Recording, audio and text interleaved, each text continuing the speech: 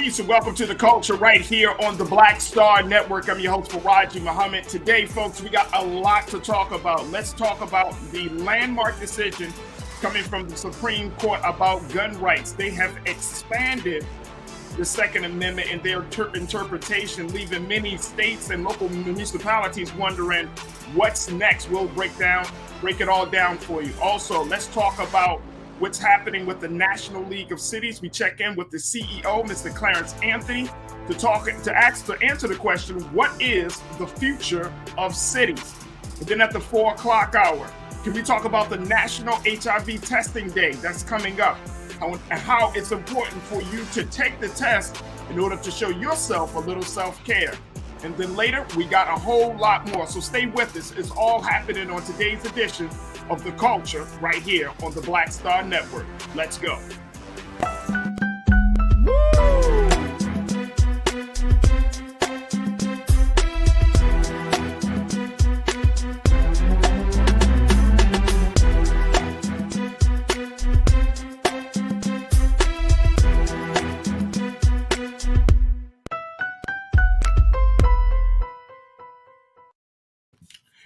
Peace, folks, and welcome to The Culture right here on the Black Star Network.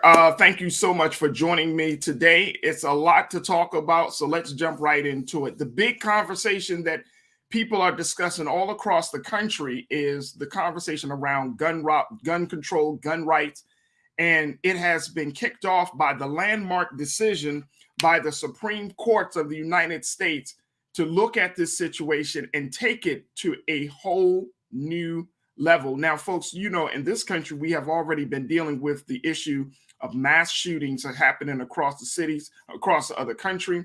2021 was one of the highest years for mass shootings, if you're on record.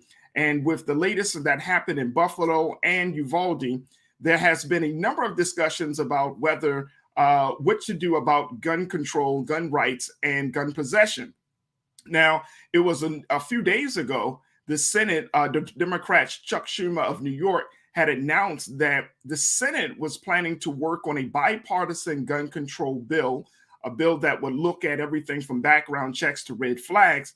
But today, which that bill would limit the use of guns and gun possession. Well, today, folks, let me tell you, this is unprecedented, where the Supreme Courts have said that now, in their decision with their conservative supermajority, they declared that it is a constitutional right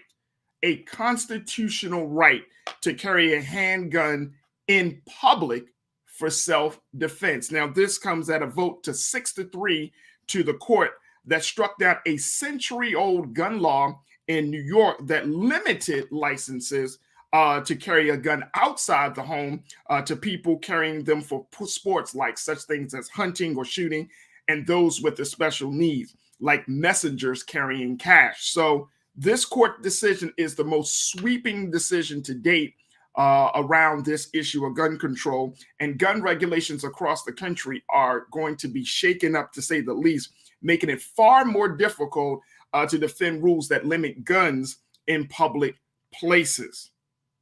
Wow. We are going to be checking in with our Thursday Culture crew. We're going to be kicking it off with Mr. Hassan Giordano, Mr. Politics himself, who is the owner of DMV Daily Media Group. Do we got Hassan joining us right now? Let's see if we can bring Hassan in very quickly. Yep, there we got my guy. Hassan, how are you, sir? I'm just right. What's happening, Captain? Oh, brother. Oh, man. What is happening? How about gun control? That's what's happening right now, Hassan. This Supreme Court decision, it was an extension of what the decision that was made by the Supreme Court back in 2008. So you're talking about 14 years ago, where they made a decision about the use of guns in the home. But now they've taken it to the next level with talking about the use of guns in public for self-defense. What was the tipping point, Hassan, for us to even get to this place, considering there has been already a major discussion about guns and mass shootings in this country? Why do you think the Supreme Court would open up the floodgates for this type of interpretation for states and local municipalities? Well, you think this is the floodgates? Wait till they finally get the testicular fortitude to release that Roe v. Wade ruling. Then the floodgates are really going to open. But I think we got to this point from, based off of the conservative majority we got, right? Donald Trump and his appointments, and that made it the majority that we have today. Justice Clarence Thomas wrote in the majority opinion that, the Second Amendment is not, quote, a second-class right, which in some degrees I have to agree with him. And he says that no other right under the United States Constitution is based on first getting government approval before actually having the ability to do so. Think about free speech. You don't got to have a strict satisfaction of a government official telling you can have free speech. Free speech is a given right under the U.S. Constitution. So that's what the argument is from these six constitutional justices or more conservative Supreme Court justices in this 6-3 decision. It allows now these legal gun owners, Farajii, who carry weapons in public for quote unquote self-defense.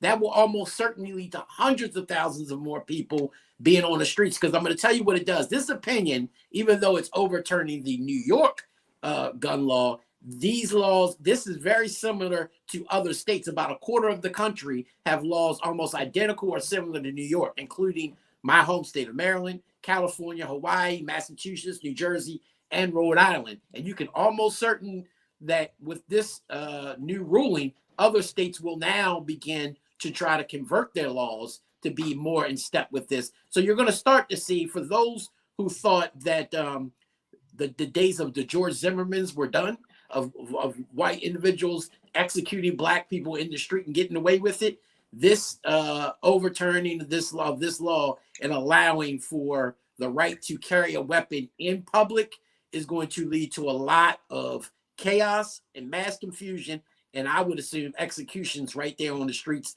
of New York across this entire country, to be quite honest. Wow. Okay, so here, break it down for us, Hassan. This process. So they came out with this decision.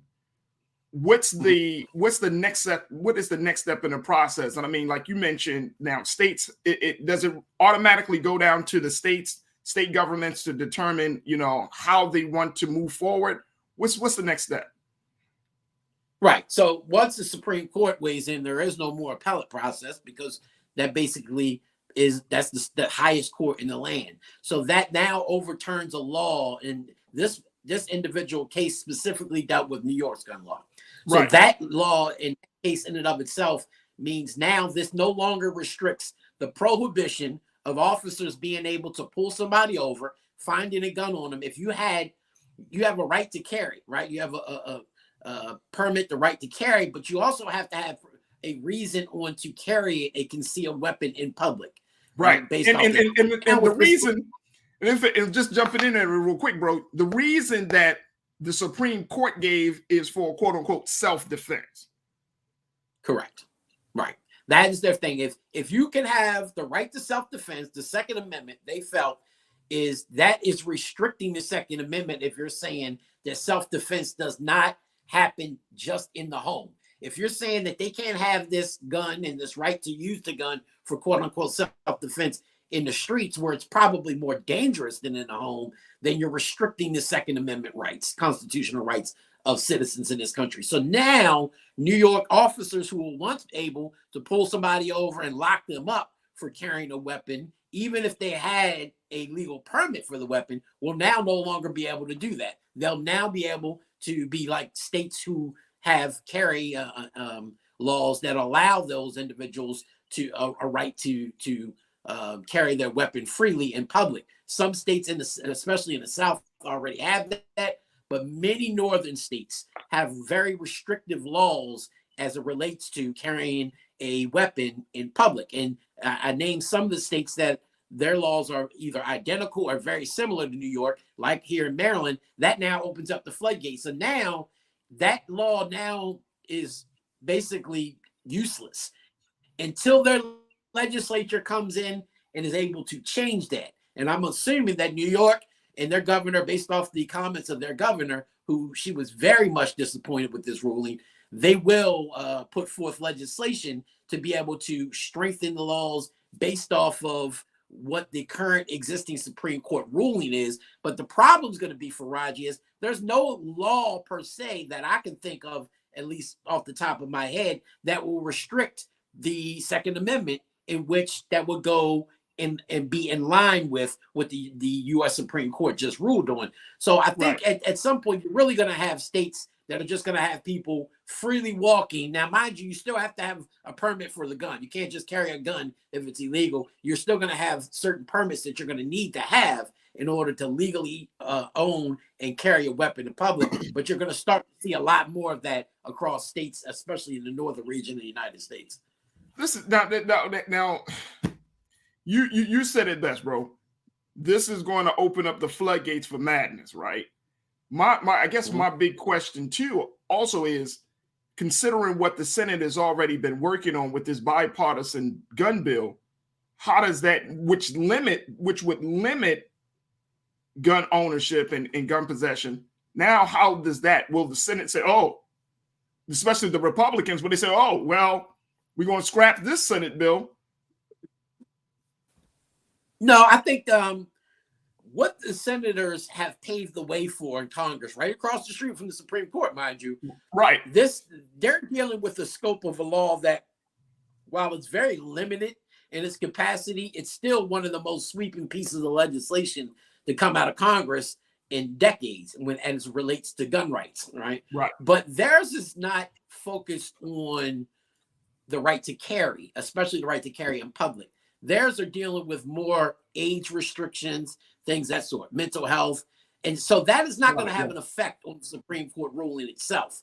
But I think that it's necessary, and I think they're going to still move forward with it, because even though you're going to have a Supreme Court ruling now that basically gives individuals the right to carry in public, you want to now make sure that those individuals are certain of age, I think should have a mental and or psychological background testing to make sure that those individuals deserve to have the right to have that firearm. But at the end of the day, I don't think black folks should be mad about this overturning of the law, because we have to begin to arm ourselves. Again, if you think that the other individuals that don't look like us haven't already armed themselves and aren't willing and already carrying those firearms on the streets across this country, now opening up Pandora's box, you're going to start to see more and more of them.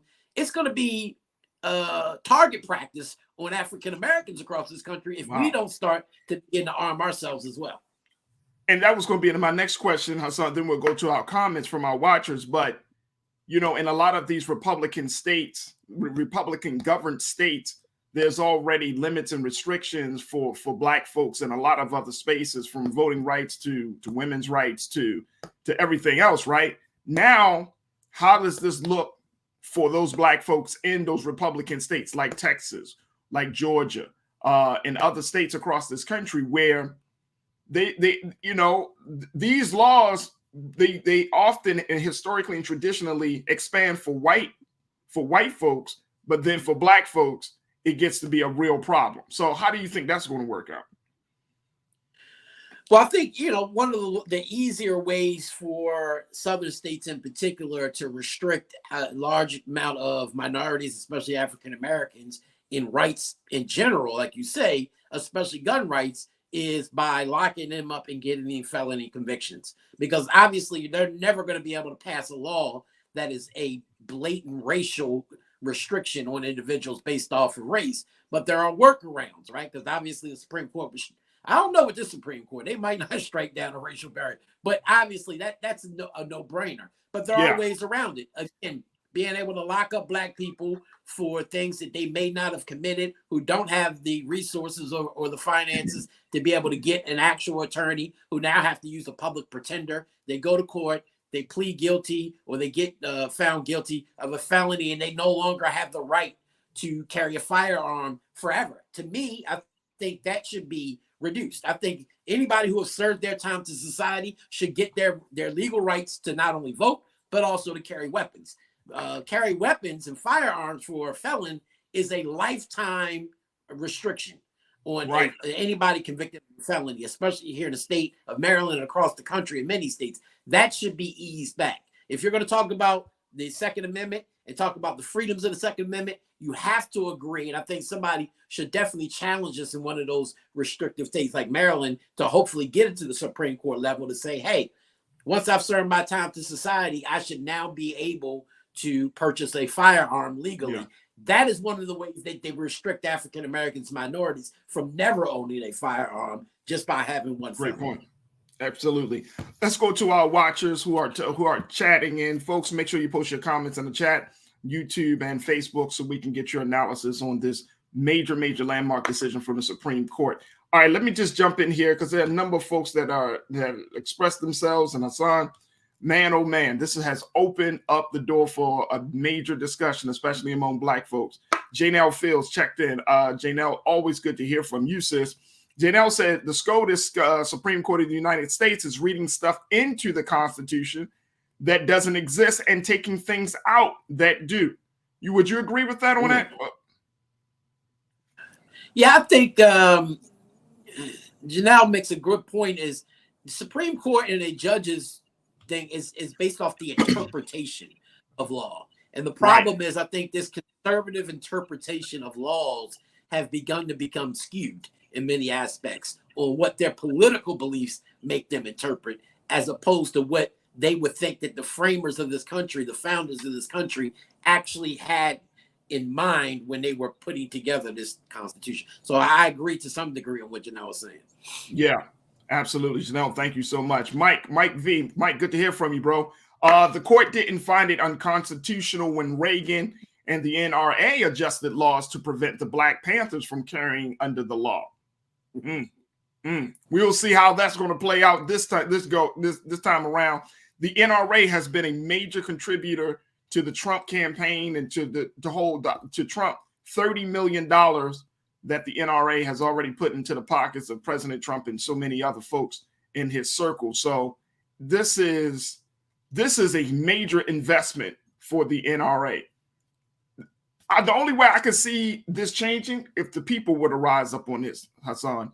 If the people, the common citizen, were to say, you know what? Oh, no, enough is enough. But I'm not sure how much power that will wield in the eyes of political leaders who are already in the pockets of the lobbyists, such as NRA.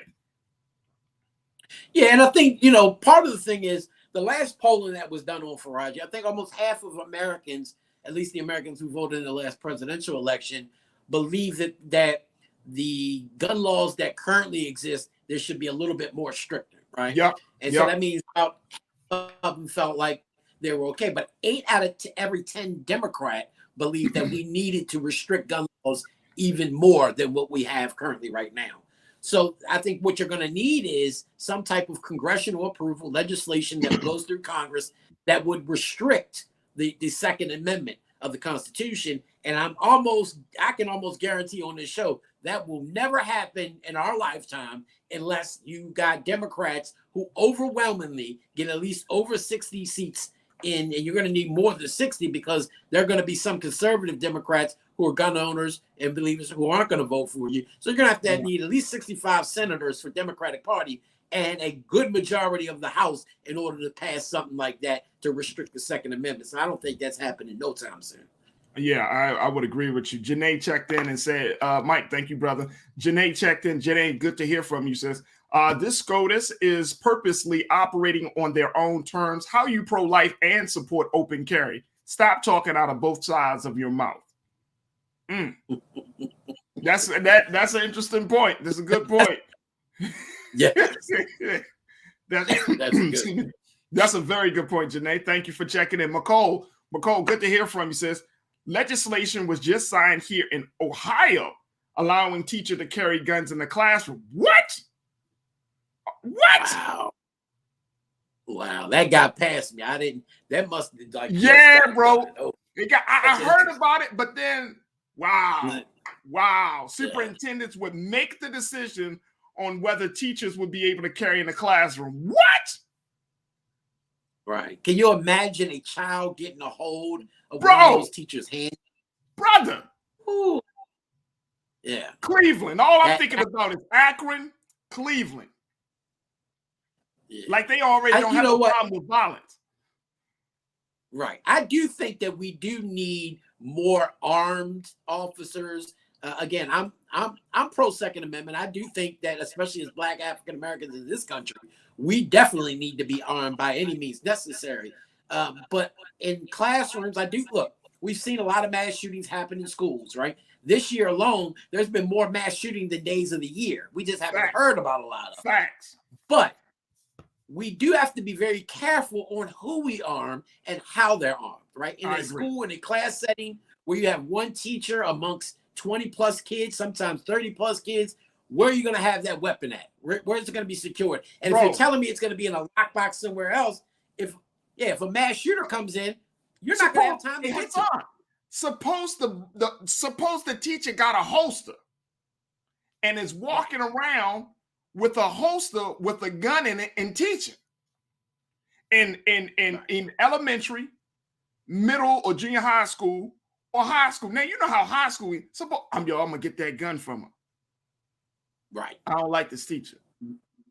I mean, middle school. Don't even say just high school. Middle schools. They're mischievous. They're kids.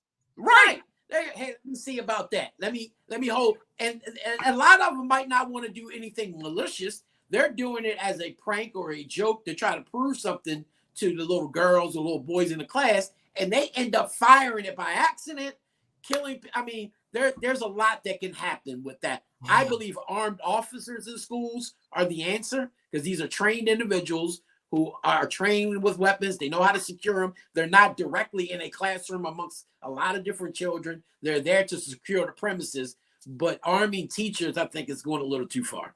Hey, look, real quick, Chris V checked in and said, added to this, he said, yeah, from what I read on that Ohio bill, they made it less than 24 hours training required for teachers to carry in school.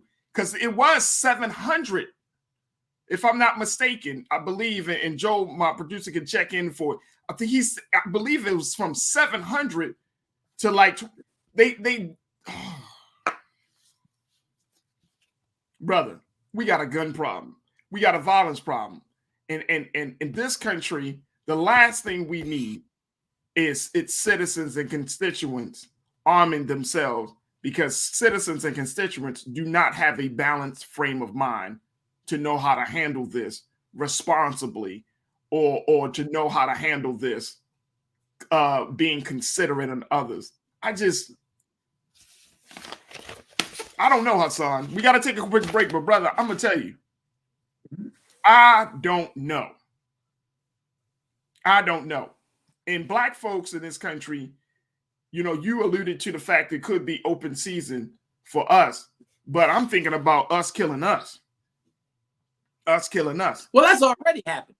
We know that. Make no mistake about it. Without gun carry law, that's happening anyway, right? My philosophy is either arm everybody or arm nobody.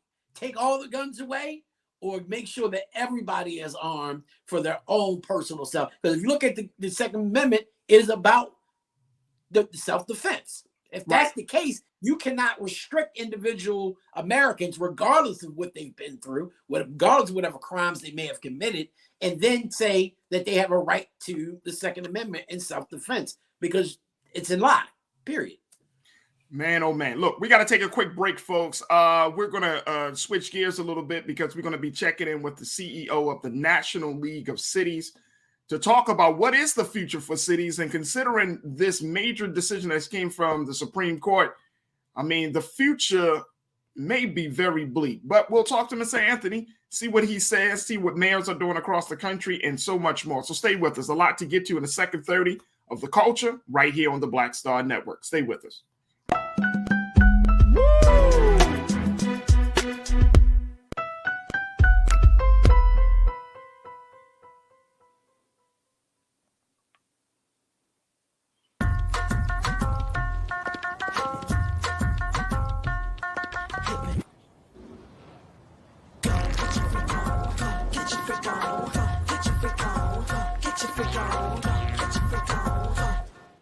Verizon just gave us all a brand new iPhone 13. We've been customers for years. We got iPhone 13s too. Switched 2 minutes ago, literally right before this. iPhone 13 on us on any unlimited plan for every customer, with plans starting at just $35. All on the network more people rely on. Love our new Alexa. It's a Buick. Yeah, Alexa. Buick. Alexa. It's a Buick. It's an Alexa. It's a Buick. It's an Alexa. Coach, that's a Buick. That's an Alexa. The Buick Enclave with available Alexa built in. Pull up a chair. Take your seat. The Black Tape. With me, Dr. Greg Carr, here on the Black Star Network.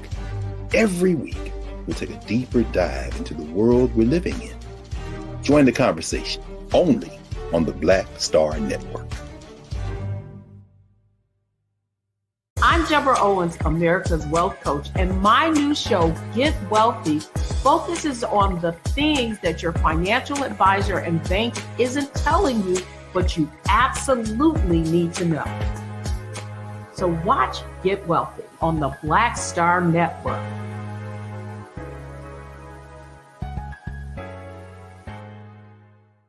Folks, Black Star Network is here. I'm real revolutionary right now. Support this man, Black Media. He makes sure that our stories are told. Thank you for being the voice of Black America, Roland. Hey, Black, I love y'all. All momentum we have now, we have to keep this going. The video looks phenomenal. See, this difference between Black Star Network and Black-owned media and something like CNN. You can't be Black-owned media and be scared. It's time to be smart. Bring your eyeballs home. You dig?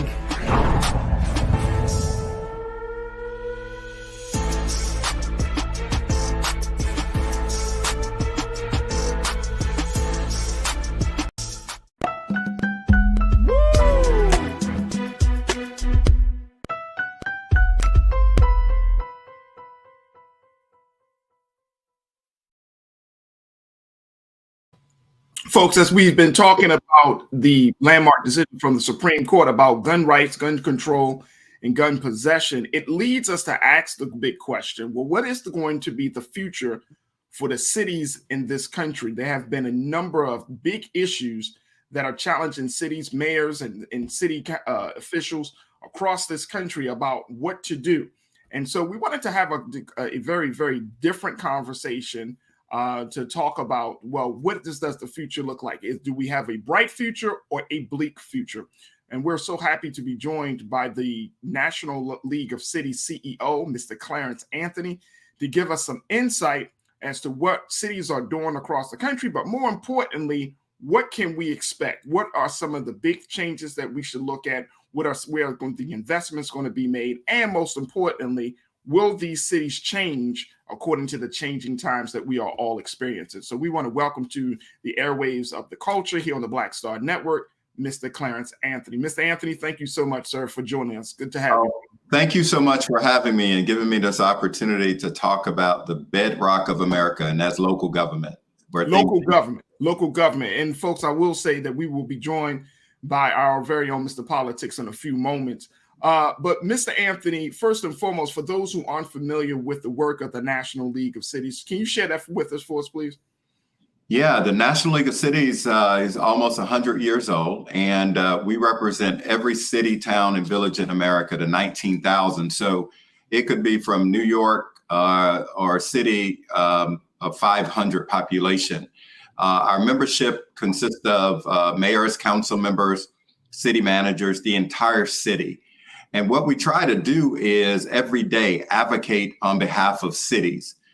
In Washington, D.C., we provide training and education, best practices, partnerships, whether it's corporate partners or philanthropic. The bottom line is we're here as the voice of America's cities, towns, and villages in Washington, D.C. as well. Now, Mr. Anthony, the NLC, you guys just put out a State of the Cities report that looked at 2021. And of course, by this being 2022, it's still being written.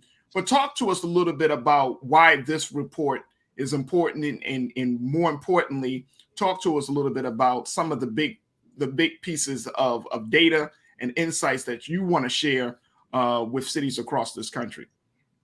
Yeah, every year we publish the State of the Cities report, and this is our 9th year of providing this report to the nation. And it's a compilation of mayor's State of the Cities speeches from last year, I'd say October 2021 to April 2022.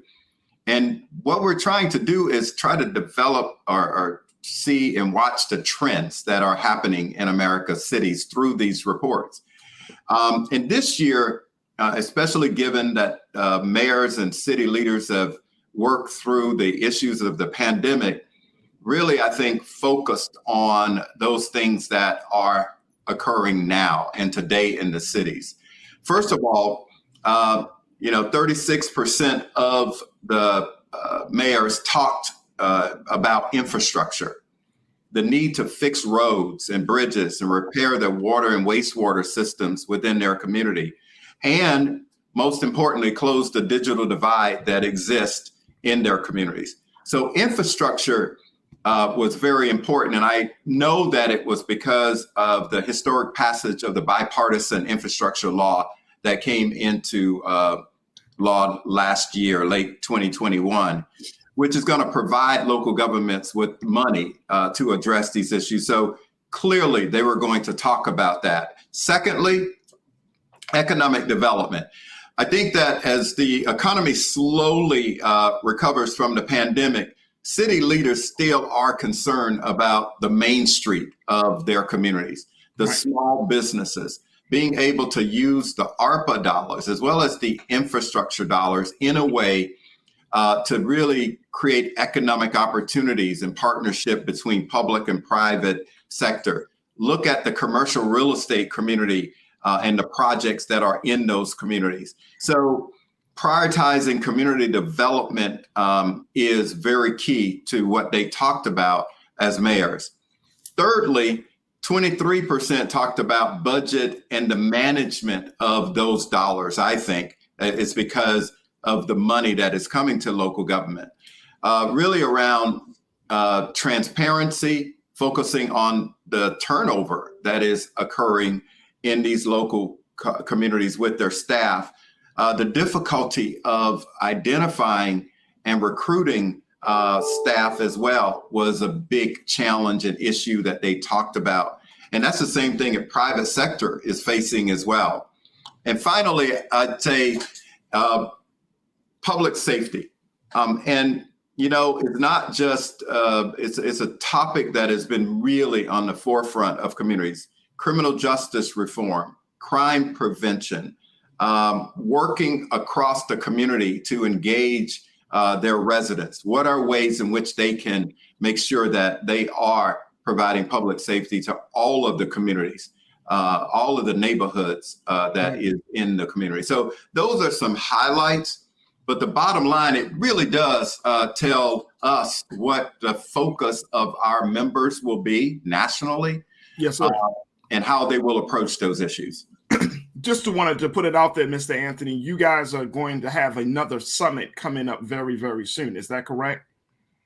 Yes, we do. We have a number of issues that we're focusing on. We have our summer board and leadership meeting, and we have a summit there around violence that is occurring in American cities, around the public safety focus that we just talked about. Right. And we have mayors from all over the country convening to hone in and talk about what's happening and what are some short-term responses that they can create to address the issue, but long-term as well. So Mayor Dickens of Atlanta is hosting us, and it's going to be a real important private conversation between mayoral leaders. Now, given the climate that we're currently in, Mr. Anthony, especially around the issue of guns and public safety, what's your, for lack of a better word, what do you foresee happening or being said in those conversations, especially now with the Supreme Court decision? Do you think that, cities are going to be very, very highly concerned about public safety, or how do you think that decision from the highest court in the land to the state's handling of the situation is going to impact local leaders?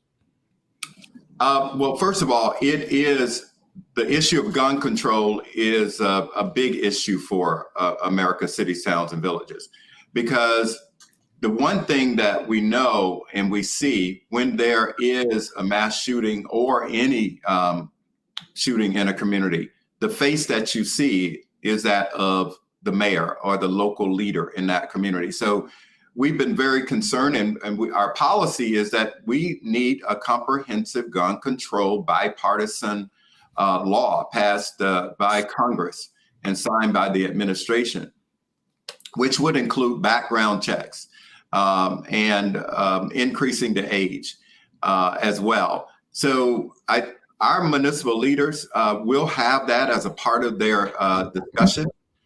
And I think that, again, we have to make sure that the local leaders are at the table and that we have comprehensive legislation, not just piecemeal.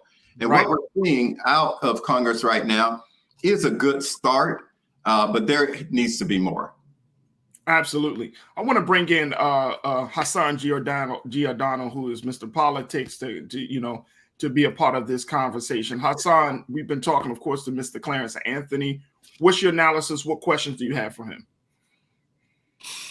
Well, first and foremost, I want to thank the brother. I mean, they're doing awesome work over in D.C. I know many legislators who really use their information to help guide them, including Mayor Scott here in Baltimore, Senator Cory McCray, and others who have attended some of their conferences and things. I know, Mayor Dixon used to rave about it when she was mayor here in Baltimore, because people don't realize, they think that these are paid vacations for some of these legislators to go to these conferences, but they learn so much and they bring a lot of this information back to their cities in order to advance legislation that helps people, right? Yeah. And so I think the average citizen doesn't really get that, but I think my biggest takeaway lately, and maybe you can speak to this, sir, on the large increase we've seen, not just in Baltimore, but in urban cities across the country, in crime and violence, as well as homelessness. I think homelessness has went up like 68% across the country over the past 2 years. And people are just destitute, with employment opportunities being scarce, after COVID and everything. Now with the rising inflation that's going on, where do we see cities going over the next year or two based off of those two things? Well, thank you, first of all, for acknowledging the work that the National League of Cities does. And I know Mayor Dixon and Mayor Brandon Scott is a really great leader and supporter of the National League of Cities, as well as Mayor Adams in New York. So these leaders are very involved. The issues that you're talking about are long-term challenges for local leaders. So let's just be real about that. The issue of homelessness continues to be something that mayors, whether they're in LA or Portland, Oregon, or here in Washington, D.C., are doing wraparound services to address that, because it's not just the mental health piece, but there are other pieces that the programs that are being designed are addressing. Workforce. My friends always say, what is the result? How do you deal with the issue of homelessness? And they asked me that. I said, well, we got wraparound service. And then they all of a sudden just say, get them a house. And then that'll get homelessness dealt with. It's not as simple as that. Right. It is more comprehensive. Now, the other issues that I think are also important as we talk about affordability of housing, the quality of housing. I moved here from Florida 9 years ago, and I came from West Palm Beach into DC. I was shocked at the cost of housing in this market. And there are other markets as well that the cost of living is very tough. So our leaders are finding ways to use the ARPA dollars and the infrastructure dollars to fill the gaps that exist in homelessness and housing, mental health, other social services. So it's a very complex role that municipal leaders have responsibility for. And the National League of Cities, as you indicated, is the place that they come to get solutions. And so we do have these convenings. We do have these meetings. And as you say, people say, well, they're out of town on a boondoggle. Well, really, they're not. They really are in meetings trying to get solutions so that they can go back home and deal with the issues. And I appreciate, your acknowledgement of that. Mr. Anthony, when we look at how, and Hassan brings up an excellent point about COVID, the impact that COVID has made on cities across this country, from everything on how we work to how we move around in the cities. And I came across a piece in the magazine Fast Company. Keenan, let's post this quote from Fast Company. They talked about remote and hybrid work, especially in the downtown areas of cities across the country. Keenan, if you could post that quote, brother, thank you. It says, with remote and hybrid work, downtown business districts in our cities will never be the same, but that's okay, because the future of urban life lies in mixed use, accessible places all throughout a city. And to get to that future, commercial space needs to be reimagined. Service businesses need to adapt, and our long-range thinking needs to shift toward 15-minute places that drive engagement in our downtowns to places other than offices. The end result of this is more vibrant cities focused on people, not work. And the pathway to meet this moment is a continued investment in civic spaces.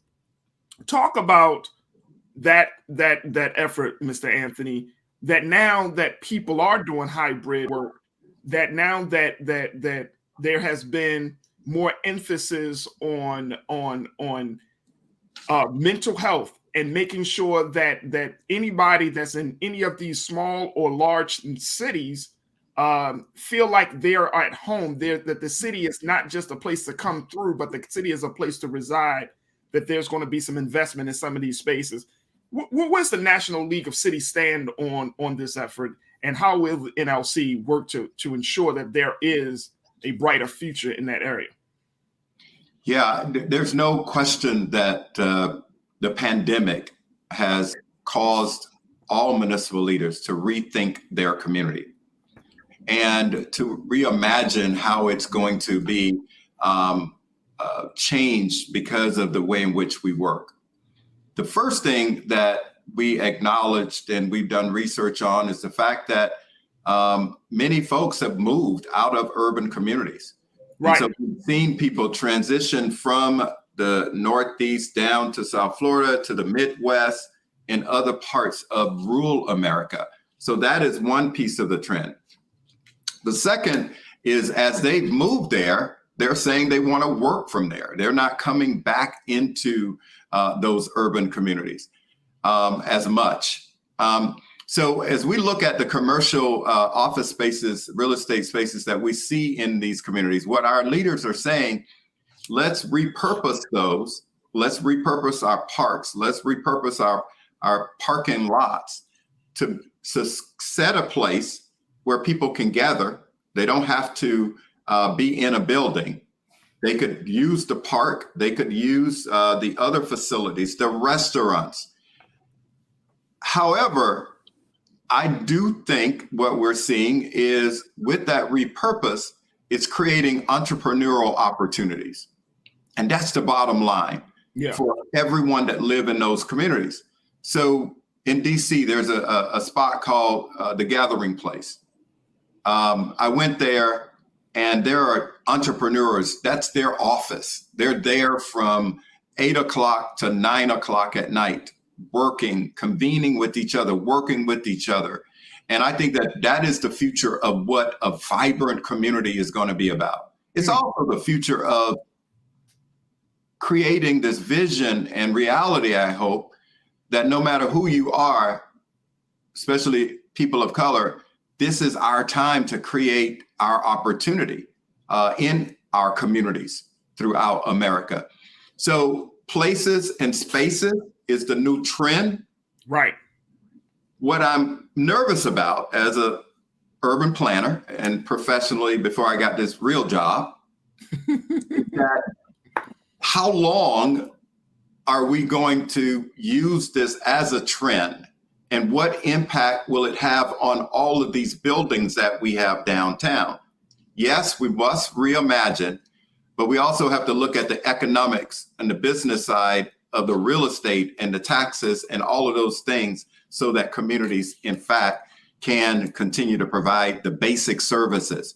Because if we see these buildings go under and not reimagined, there's going to be less taxes. There's going to be less water revenue and wastewater revenue. So I tend to, as a CEO, go to the planning side, but also talk to you about what impact the loss of the commercial real estate could have on the bottom line of these communities. Absolutely. You mentioned, Mr. Anthony, ARPA dollars. Could you clarify what exactly ARPA dollars is?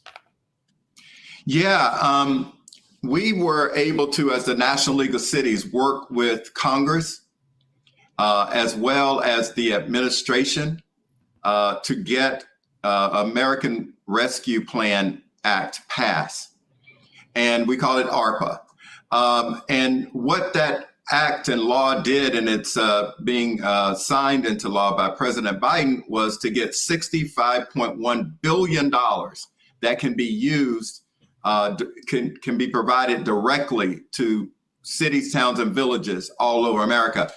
And this is the first time that in the history of I'd say, our foundation of our system, where dollars were provided directly to municipalities. That's the greatest thing that could happen every time, because municipal leaders know what challenges are in their cities. So they should be the ones to get the money. It shouldn't go through the state. It should be local authority, local leaders planning, designing, and addressing the challenges that they're having. So your city, for example, can get 25 million. Some cities did. Smaller cities got 2 to 3 million. And they're putting these dollars to work to fill the gaps that we identified. Especially, we all knew there were economic gaps for people of color. We all knew there was educational gap, housing gaps. But these dollars can be used in terms of creating equity in communities. And that's what the Biden administration has said through the ARPA dollars, as well as the infrastructure dollars. Use racial equity as a way of implementing some of these programs.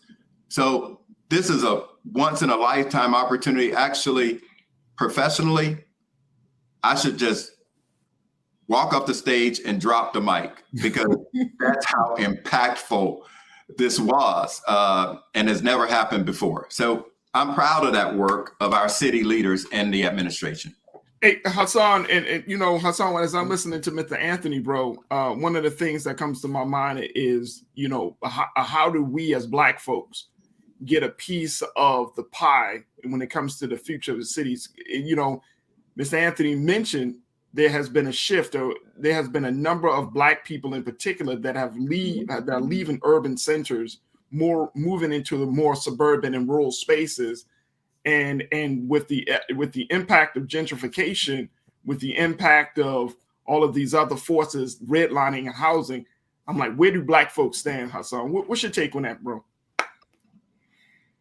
Yeah, well, I think one, it was grateful and it greatly impacted local communities, right? Most of the times that money does go to the states. And depending on who runs the state, what party runs the state, they have favoritism, and that's how the money is distributed. The assets are distributed to the localities. So for this to go to places like Baltimore, we got over $600 million or $1 billion, one of the two, in local money here. Million, not billion. I wish we had over 600 million. Right. But, hey, I was going to move there with you. 600 billion. I'm coming to Baltimore and move there.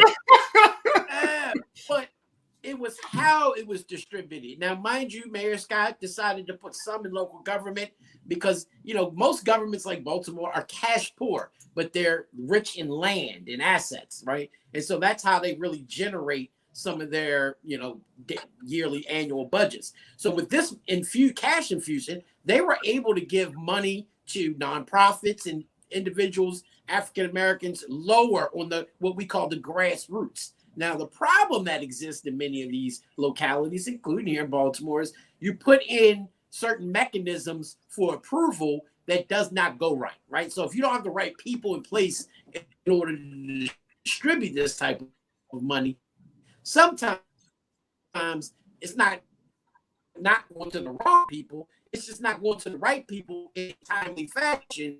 Yeah. Because the people, it's never been done before. So now you have to put in, there's restrictions on it. Not like you just put money out. There was federal restrictions that were put on money. So now counties have to catch up to make sure that if we're giving this money out, we're giving it properly under the restrictions that were given to us through the ARPA funding. Yeah. But one of the things that really killed me is this new reimagined language, right? I always listen to from people who don't look like us, this thing, who say, let's reimagine how it's done, knowing that a lot of Black people can't reimagine what they've never imagined in the first place, right? Because some of these things never existed in their lifetime. We've never been able to see some of the benefits of life in our community, so we can't reimagine what we've never imagined, right? But I understand the new way of trying to think about things in a different light, in a different fashion, and hopefully that'll be the way in the future. I just think that a lot of Americans right now, when we see billions of dollars going to a war that we'll never see, right, that doesn't impact us directly right now, and we see all this money going to the cities through ARPA, they're saying, why are we paying $6 in gas, right? Why are we doing all this? Why can't Congress give us this type of money on a regular basis? And I think it kind of excites people in a way that they don't understand. That's just not how government works. Absolutely. Can I respond a second? Yeah, please, Mr. Anthony. And Mr. Anthony, also, if you could, and I know we're short on time, but in your response, can you talk to us as well about, for the citizen that's listening today, and they're not a part of any political, space, but they want to help, they want to get involved. If you can tell us the best ways to do that as well. Okay. Well, I was just gonna amen Hassan's comment that getting this money directly is the best way, because there are states that the politics gets involved. So if the dollars go to the state and the governor is Democrat and the mayor is Republican, sometimes that stops that money from getting there, or the Republican is the governor and the Democrat. This way, with the ARPA funds, the money go directly to those cities and it can get done very quickly. Now, with the infrastructure dollars, it does go through the state DOT. But we're working with local government leaders to put together a system for technical assistance, because some of these cities, now Baltimore, New York, Washington, all of these cities, they're used to getting millions of dollars in federal funds. But my hometown of Belgrade, Florida, 13,000 people, $4 million is a lot of money. And how do you really fill out all of those federal applications and programs? We're going to be a resource to our members. So how can you have an impact on this if you live in a city? And I see Joel's comment down there. The bottom line is we're telling municipal leaders, as you develop your plans, reach out into the community. One. Secondly, identify the gaps. Whether you got high poverty in the Black community. We know that if the educational system, there's gaps between Blacks and white or people of color. That there's lack of senior programming for communities through it. That broadband is great in the Northeast part, but slow in Southeast and Northeast areas of your community. Those through data, and develop a plan and then measure that plan, but keep people in mind. That is the goal. And they should be, and since the listeners here, that this money is here, you got to go to City Hall and say, I want to participate and engage in the planning part of where we're going to use these dollars. This is a once in a lifetime opportunity that I did not expect to see. And our municipal leaders, again, and they're speaking everywhere throughout America, saying infrastructure, economic development, public safety are all top issues. And now finally, transparency through budgeting and management. Yep. That's what our mayors are saying. And I'm excited that you gave me this opportunity to talk to your audience. And hopefully next time I come, don't call me Mr. Anthony no more, because I ain't that old, man. I'm bald head and stuff. Okay. All right, Clarence, I got you, brother. Okay, good. You got me? Because you said I wanted to interrupt you, but I wanted to wait to the end. Yes, sir. I appreciate that. Clarence Anthony, CEO of National League of Cities. Folks, if you want to get more information about the work that NLC is doing, go to nlc.org. Again, that website is nlc.org. As you can see, network with local leaders from across the country at the city summit. They have a number of convenings happening over the next few months, opportunities for you to get involved, and most importantly, for you to understand how your government works, right? This is something that we always been talking about on this show, that we have to become engaged citizens. And so through these conferences, through these summits, it's an opportunity for you to learn about the process, the stuff that we're not taught in schools.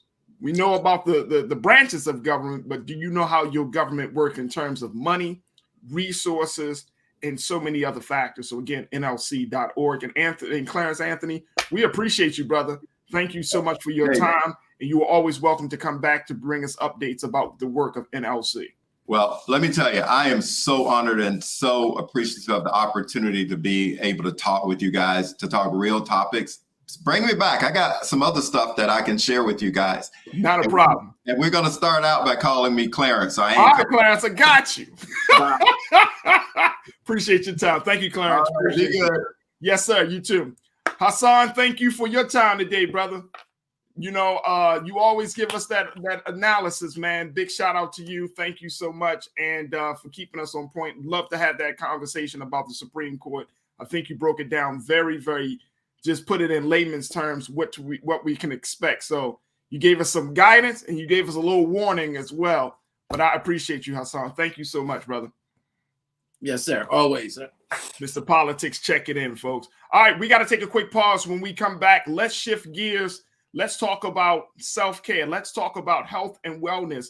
Did you know about the National HIV Testing Day that's coming up? Well, we're going to bring you the information and what you need to know to make sure that you stay healthy and tested. We'll have that conversation. Also, in the next hour, I'm going to ask you a simple question. I saw something that Farajii P. Henson put out there, and it made me ask this question. Is leaving the United States the best option for Black people?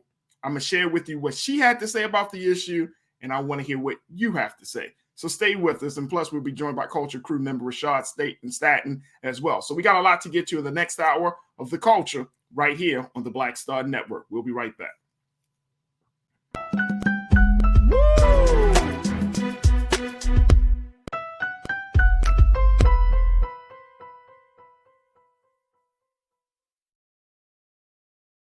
iPhone 13 on us for every customer. Current, new, everyone. To show the love. Don't you think it's time to get wealthy? I'm Deborah Owens, America's Wealth Coach, and my new show on the Black Star Network focuses on the things your financial advisor or bank isn't telling you. So watch Get Wealthy on the Black Star Network.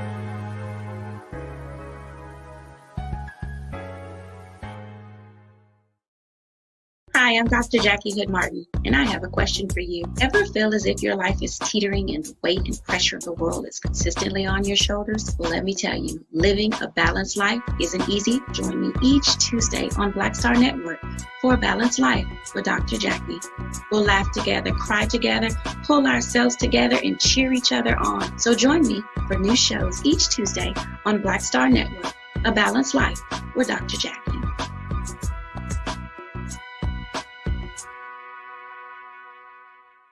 Pull up a chair, take your seat. The Black Tape with me, Dr. Greg Carr, here on the Black Star Network. Every week, we'll take a deeper dive into the world we're living in. Join the conversation only on the Black Star Network. How about sushi? I just had sushi for lunch yesterday. How about tacos? Automatic emergency braking, one of 6 advanced safety features standard on every 2022 Chevy Equinox. Find new technology. Find new roads. Chevrolet.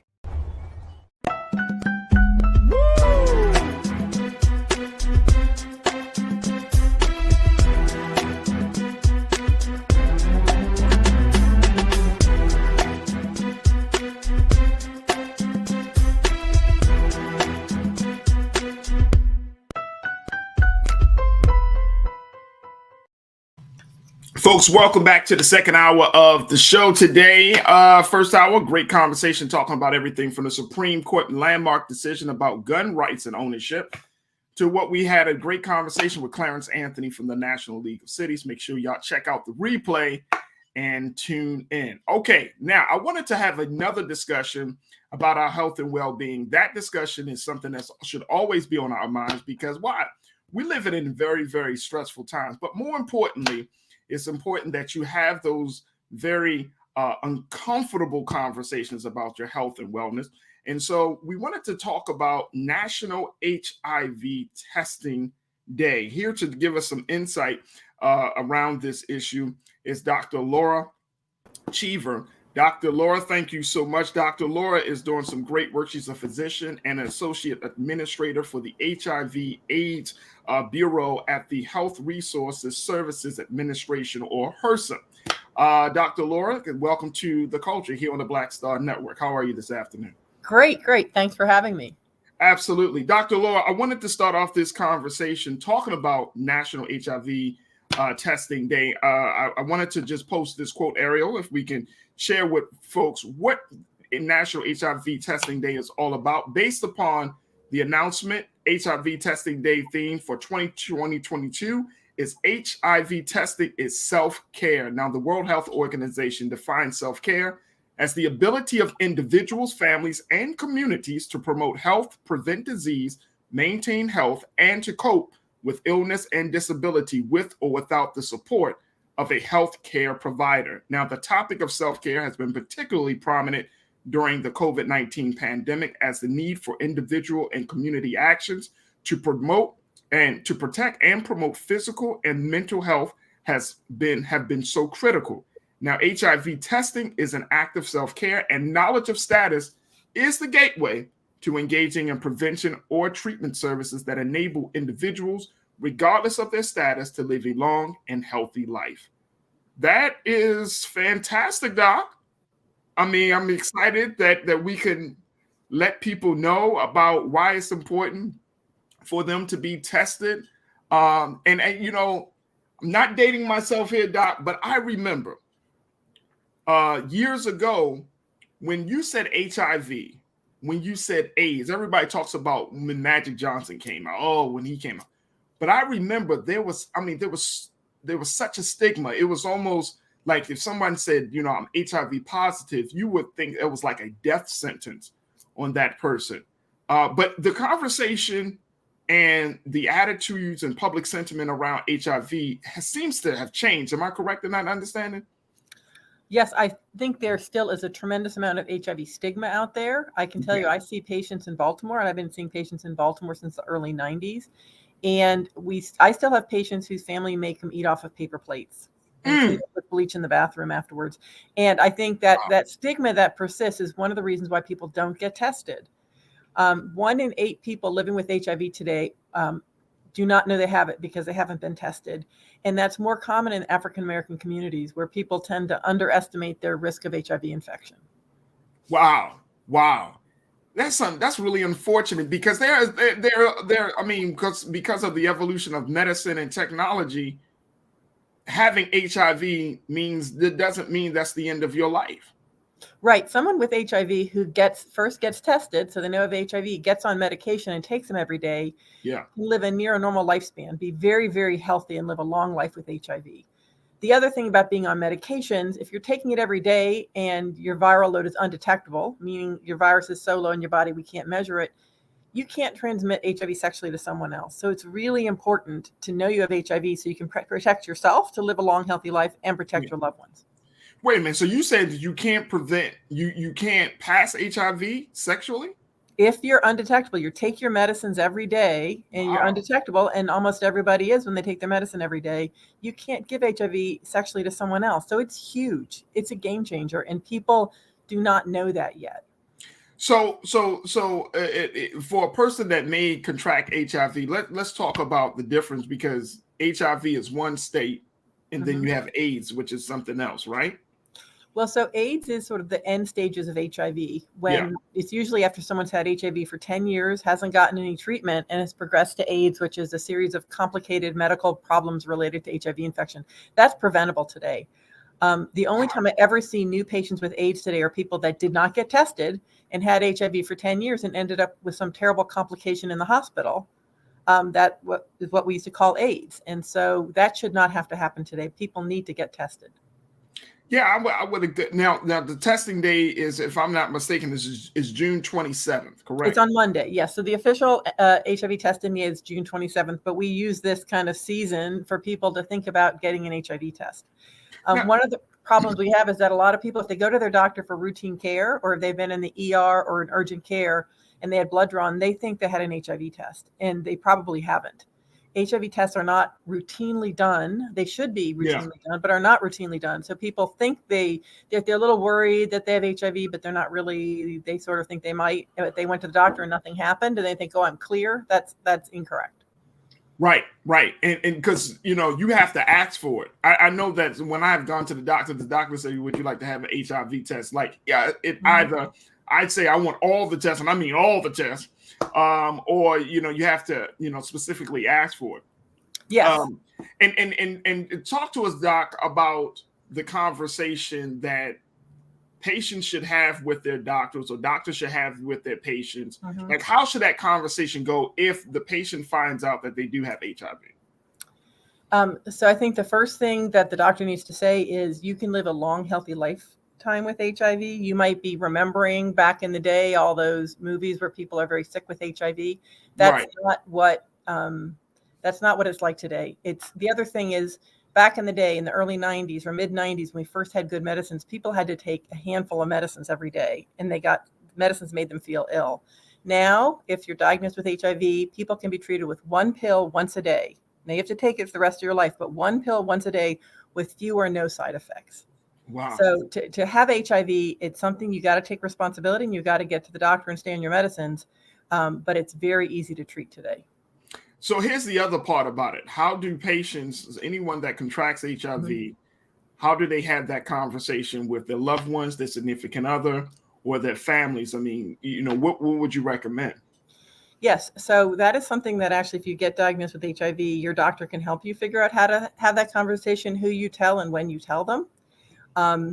So I think it's a matter of making sure you're in a place, like a quiet place, where you can have a prolonged conversation and tell them, that you have HIV, and then what you're doing to take care of yourself, that you are going to live a long, healthy lifetime. You're on medications. You can't transmit HIV to anybody else if you're undetectable, that you're going to take care of yourself, and make sure they understand that it is not the death sentence that you were talking about a few minutes ago. Yeah. I mean, I'm still blown away. I'm going to be honest with you, Doc. I'm still blown away that we, in 2022, we're at a place where you can still be sexually active and not pass it on, as long as you're on the, you're taking your medicine.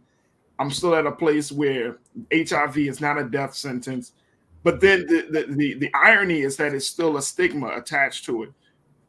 For communities like the Black community and other communities that have been, just decimated as a result of HIV and AIDS, what does the medical industry need to do? What do healthcare providers need to do more of to make sure that Black people, the Latino community, and other communities that are often disregarded in these spaces, what do they need to do more of to get more folks to be tested and to be more aware of the importance of this?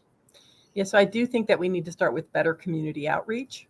That, if we can have people in places where people congregate, whether it's churches or festivals, get the word that there's HIV testing and make it easily available to people. That is really important. I think, in a lot of communities, it's just not the stigma about HIV, but HIV is more common in gay men, so it's homophobia. And then in the United States overall, issues of racism as well, sort of all intersect. And it becomes really, it becomes too much for some people to even want to know that they have HIV infection. So it's really about understanding that context and working in it.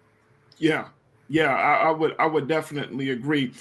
Folks, you can post your comments and share your thoughts as we're talking to Dr. Laura Cheever, who is a physician, and she is one of the associate, excuse me, she is one of the associate physician administrators for the HIV/AIDS Bureau for HRSA. Make sure you post your comments in our YouTube and our Facebook chats as well. Let me just share with you just a couple of things that some of our watchers are saying, Dr. Laura. DeAndre, thank you so much for checking in. DeAndre's checking in and saying, look, if you know you're going to be intimate with someone, it's best to have both parties get tested for everything. That way, everything is on the up and up, and there can be no surprises and hidden agendas. Now, I totally agree. But we're in the culture, Doc, and I'm sure you're aware of it.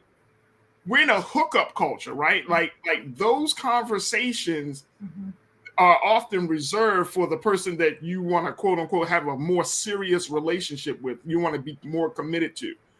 But if you're not in the mood, or if you're not in the space of having a serious relationship, and you're going from person to person casually, you're not going to have those discussions. Yeah, well, I also agree with DeAndre about the fact that it's not just about HIV when you're being intimate, but certainly the levels of syphilis and gonorrhea we have in this country are skyrocketing. So it's more than just HIV. HIV is a lifetime of illness, but for people that aren't going to have those conversations and aren't going to be testing, condoms can still be an important part of that. Not everyone wants to use them, but also routine testing. So I have some of my patients, I test them for everything every 3 months because they're out and about, and that way I can make sure that if they have a sexually transmitted disease, it gets treated, and that then we contact their partners and their partners get treated as well. Yeah, absolutely. DeAndre, thank you so much. Janine, always good to hear from you, sis. You said also, let's not pretend like one of the reasons people don't tell people they have HIV is because folks like to get on social media and out people about their status, especially us Black folks. Yeah, that's the stigma you were talking about, Doc. That's the stigma that you're talking about. And even in social media, as quote unquote, as progressive as we think we are, we still are very ignorant about handling people making announcements. But would you even recommend that somebody comes on social media? I mean, that seems very, very personal. Yeah. So as I was saying, it's one of those things that if you are diagnosed with HIV, it's not just how you say it, but who you tell and when you tell them. So I do think you need to be any personal information you need to be careful with in this day and age.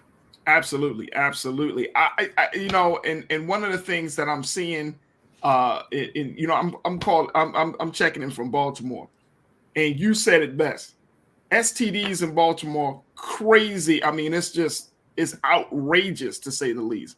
And when I look at how the next generation, young people are handling this, what's your view, or what's your take on, what the next generation can do? Because we see that they're becoming more sexually active. They're becoming more intimate at a much younger age than you and I probably were intimate. So how do we handle that in light of this conversation? Yeah, so I think it's really important that we kind of try to reframe sex to a more sex positive. Like, how do you have a healthy sexual life? How do you maintain your sexual health? That is something that certainly was never discussed with me when I was young. It was all sort of quiet. You didn't talk about it. Right. If we can really get out there and talk about sexual health and making those choices and making good, healthy choices about sex, so we make good, healthy choices around food or good, healthy choices around exercise, and not have it be this other thing that you can't discuss with adults around you. If we can really reframe it to a positive conversation with people, with young people, we're going to have much better outcomes than we have today. Yeah, I really like that. Where does that start, though, Doc? like what part of the conversation is that kind of starts with sexual? Does that start with having a discussion about protection? Does that start with, having a conversation about STDs? Like where exactly do you start if you're talking about a 13, 14? And I mean, it's crazy to think about it, but you got to deal with that reality as well. Yeah, no, I think it starts with body autonomy, right? That it's your body, and that other people, because there's still a lot of forced sex out there, or people that are pressured into doing things.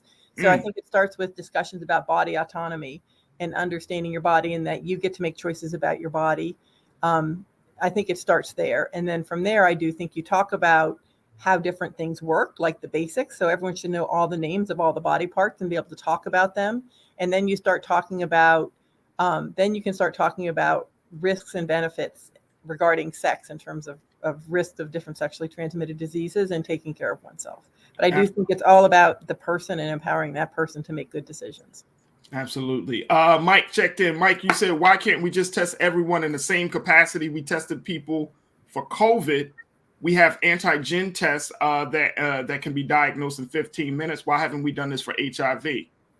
So we do. We've got great rapid tests for HIV that you just swab your cheek, and you can know your test in 15 minutes. But it has just not been broadly implemented for probably a wide variety of reasons. But we need to do a much better job than we've done today. The other thing that we have in this country, which is fabulous, that actually we were able to have a while for COVID as well, is for people with HIV who cannot afford health care or cannot afford the medications or the copays, we have the Ryan White HIV/AIDS program, which is something that I help run. And it's a program that gives money to every state and every highly impacted city in this nation to pay for HIV medical care and treatment for people who can't afford it on their own, and things like transportation to get to the doctor, or child care while you're seeing your medical doctor, emergency housing, emergency food, to help people with HIV get into care and stay in care. So that is something that's very similar to what we had with COVID, where treatment was paid for. And we really need to make sure people know that if they think they can't afford their HIV treatment, we can help. And I would agree with that. I love, Mike, that your idea. I mean, HIV/AIDS has been around for many years. We know about it. We live with it. There's medication to stop it. And it's interesting that we're still at this place, like we still have all of these not just stigmas, just like all of these roadblocks to really make it a thing. Like, look, this is real. This is happening. It's the same way we deal with COVID. You know what I mean? Some people were in a state, a state of denial for months until you start seeing the cases and people started to experience it. It's like HIV is here, folks. This is absolutely real. Absolutely. And the one place we do a really good job of testing is for pregnant women. So every pregnant woman at every pregnancy should be getting tested for HIV, because we've done a great job at reducing the risk of a pregnant woman passing HIV along to her child. And we can reduce that to pretty much zero in this country if we get every pregnant woman tested. Yeah, absolutely. Hotep Pan Africa said, we must teach our children to not barter their bodies for love. They believe it is the litmus test for commitment. That's a different conversation, I think, Dr. Cheever, that we see young people, and it's not just the children. That's adults as well. So I think that's adults as well, brother. I don't know how we have that conversation in the midst of this one. Like, I feel like that is a much bigger discussion that our bodies is quote unquote our temple. And that anybody doesn't have just access to it. And I think that's a social discussion, cultural discussion, and so much more. But any thoughts on that, Doc? Yeah, I think I agree very much. And it sort of gets back to that autonomy, that body autonomy. What is your body for, and how do you keep it healthy, and how do you make those right choices for you? Absolutely. Dr. Chief, as we let you go, what's the best place that people can learn more about National HIV Testing Day? We know it's coming up on Monday, but what are some of the big activities, especially in cities across the country, that people can get involved with, and most importantly, get tested? Yes. So a way to find out where to get tested is you can go to the website gettested.cdc.gov. And there you can put in your zip code and find out where you can get tested at low or no cost near you. The other really exciting thing is during COVID, CDC greatly expanded the ability to get tested in your own home. So from that website, you can find a place to get an HIV self-test, and you can get a HIV test sent to your home, so you can do testing in the privacy of your own home. It is really flexible. Absolutely. Dr. Laura Cheever, we appreciate your time with us today and appreciate you sharing some insight and analysis and helping us to break the stigma around HIV, AIDS, and especially around its awareness. National HIV Testing Day, folks, is Monday. Dr. Cheever, thank you so much for being on The Culture here on the Black Star Network. Thank you so much for having me. Appreciate it. Absolutely, folks. Again, National HIV Testing Day is this Monday. Make sure you do yourself a favor and get tested. Look, we got to take a quick pause. When we come back, I'm asking a question, folks. Is leaving the U.S. the best option for Black people? Why would I ask that? Well, Farajii P. Henson put something out there that I thought was very, very interesting. We'll have that conversation. And I got some things for Trends Post and Doing the Most. Stay with us. It's The Culture right here on the Black Star Network.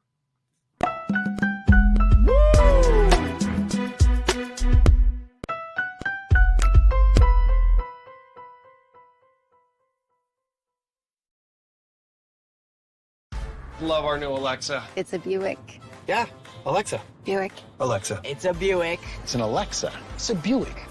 It's an Alexa. Coach, that's a Buick. That's an Alexa. The Buick Enclave with available Alexa built in.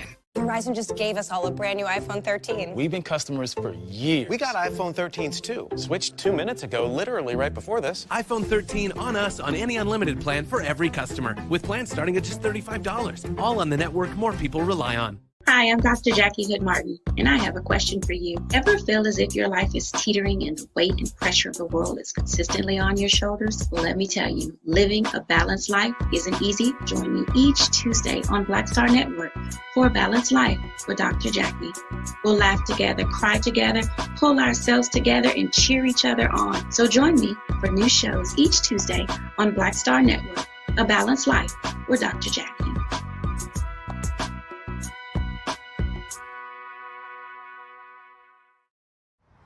How about sushi? I just had sushi for lunch yesterday. How about tacos? Automatic emergency braking, one of 6 advanced safety features standard on every 2022 Chevy Equinox. Find new technology. Find new roads. Chevrolet.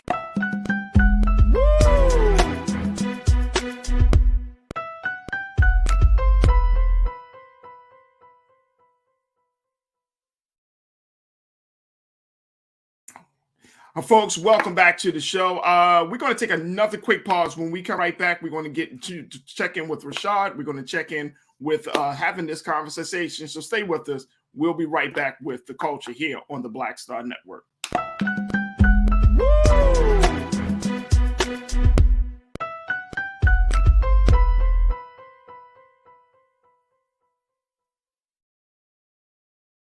I'm Deborah Owens, America's Wealth Coach, and my new show, Get Wealthy, focuses on the things that your financial advisor and bank isn't telling you, but you absolutely need to know. So watch Get Wealthy on the Black Star Network.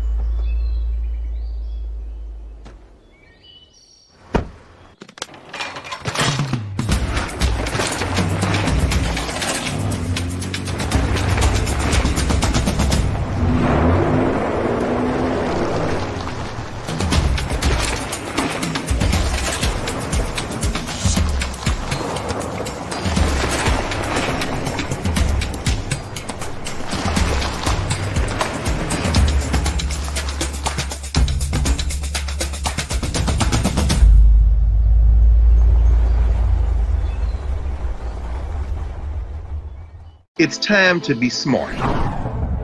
When we control our institutions, we win. This is the most important news show on television of any racial background. Y'all put $2, $3, $4, $5, $10, $15, $20, $30 on this and keep this going. What you've done, Roland, since this crisis came out in full bloom. Anybody watching this, tell your friends.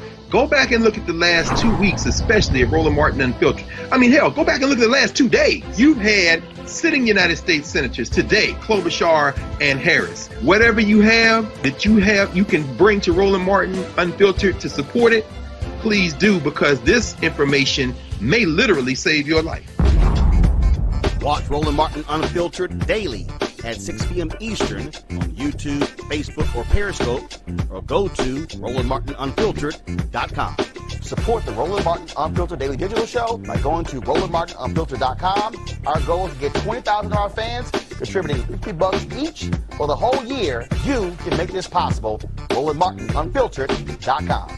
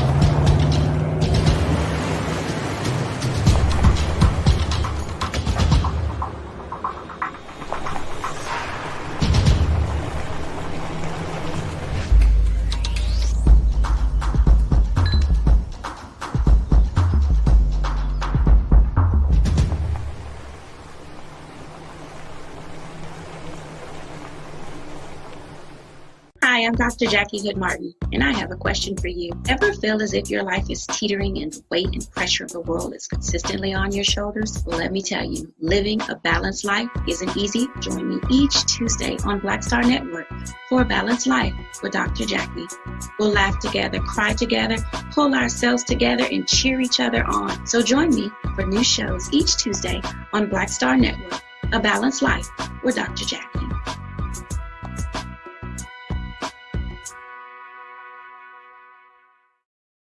I believe that people our age have lost the ability to focus the discipline on the art of organizing. The challenges, there's so many of them and they're complex, and we need to be moving to address them. But I'm able to say, watch out, Tiffany. I know this road. That is so freaking dope.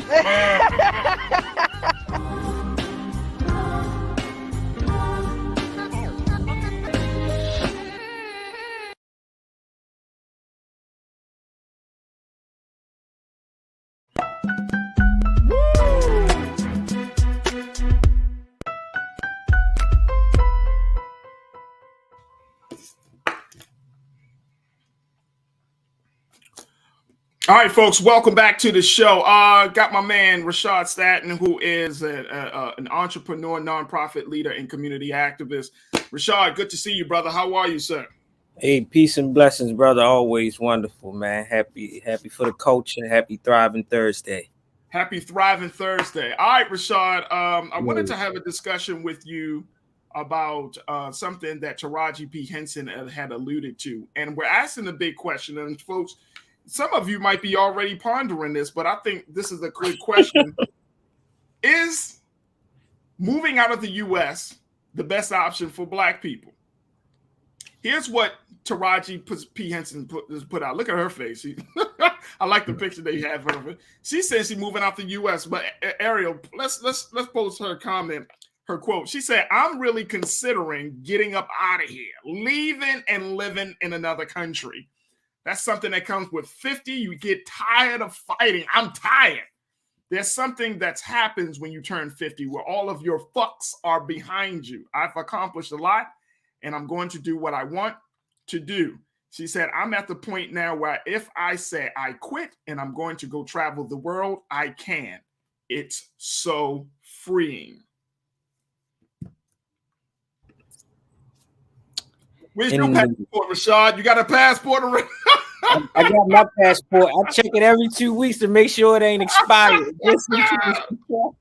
No, but real talk, bro. Like, can we talk about the fact now? Look, I've heard, and some of you, I've heard so many people, black people.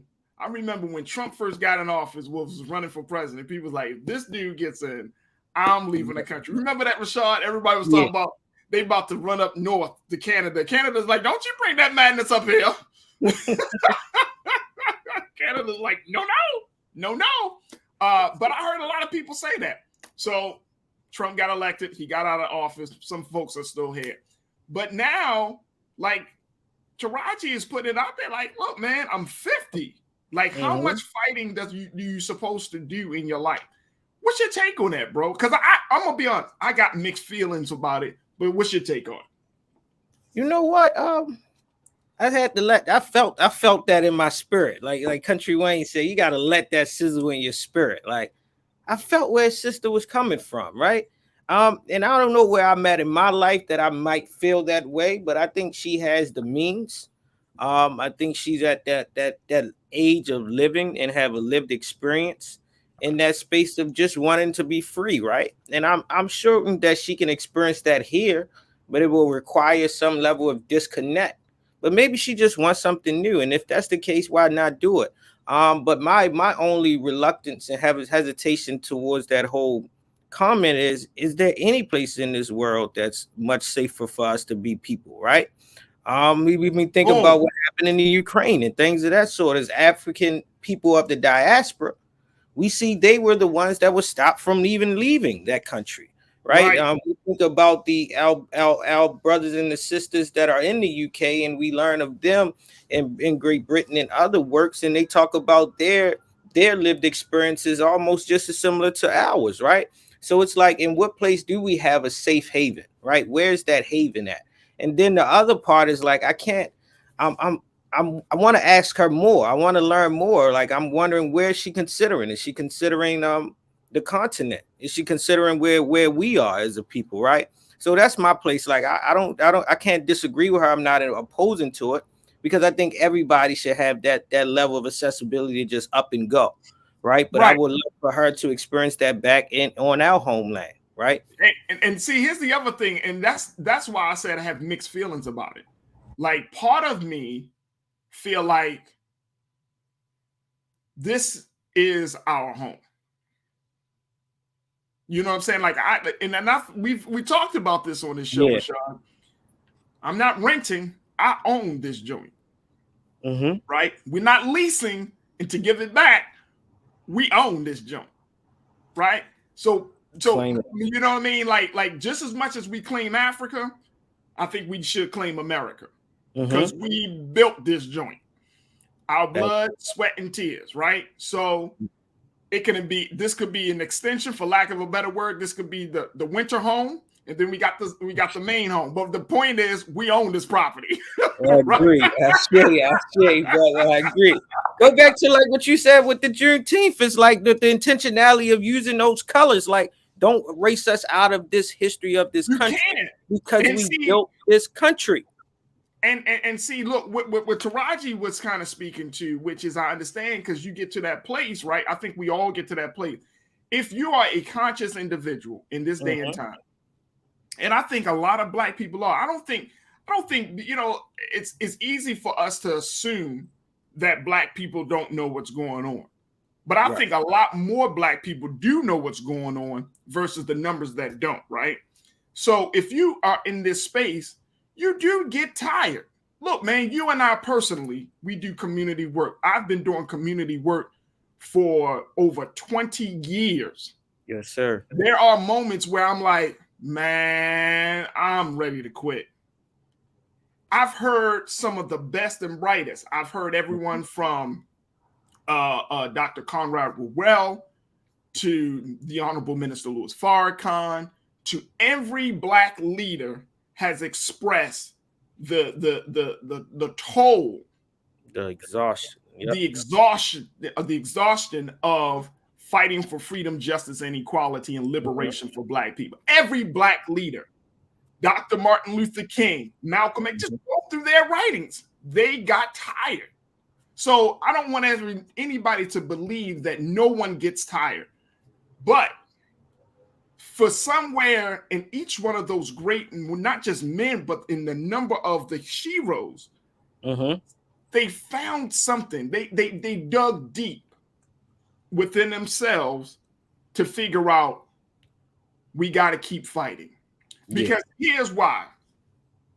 I believe that, one, they saw that this is our place, like America is ours. But then I know that, number two, what do you leave for the next generation? What future in this country? Because all the 13% that of Black people that make up this country, everybody can't move to Africa, bro. Yo, you hit it. When you said that, you know, it hit me. It was that see it through poem, like running from it will not save you. It will probably chase you around the rest of this globe. Check this out. You hit it. You hit it when you said what, and you asked, and I think that's a legitimate question. What place on the planet is Black people not catching hell?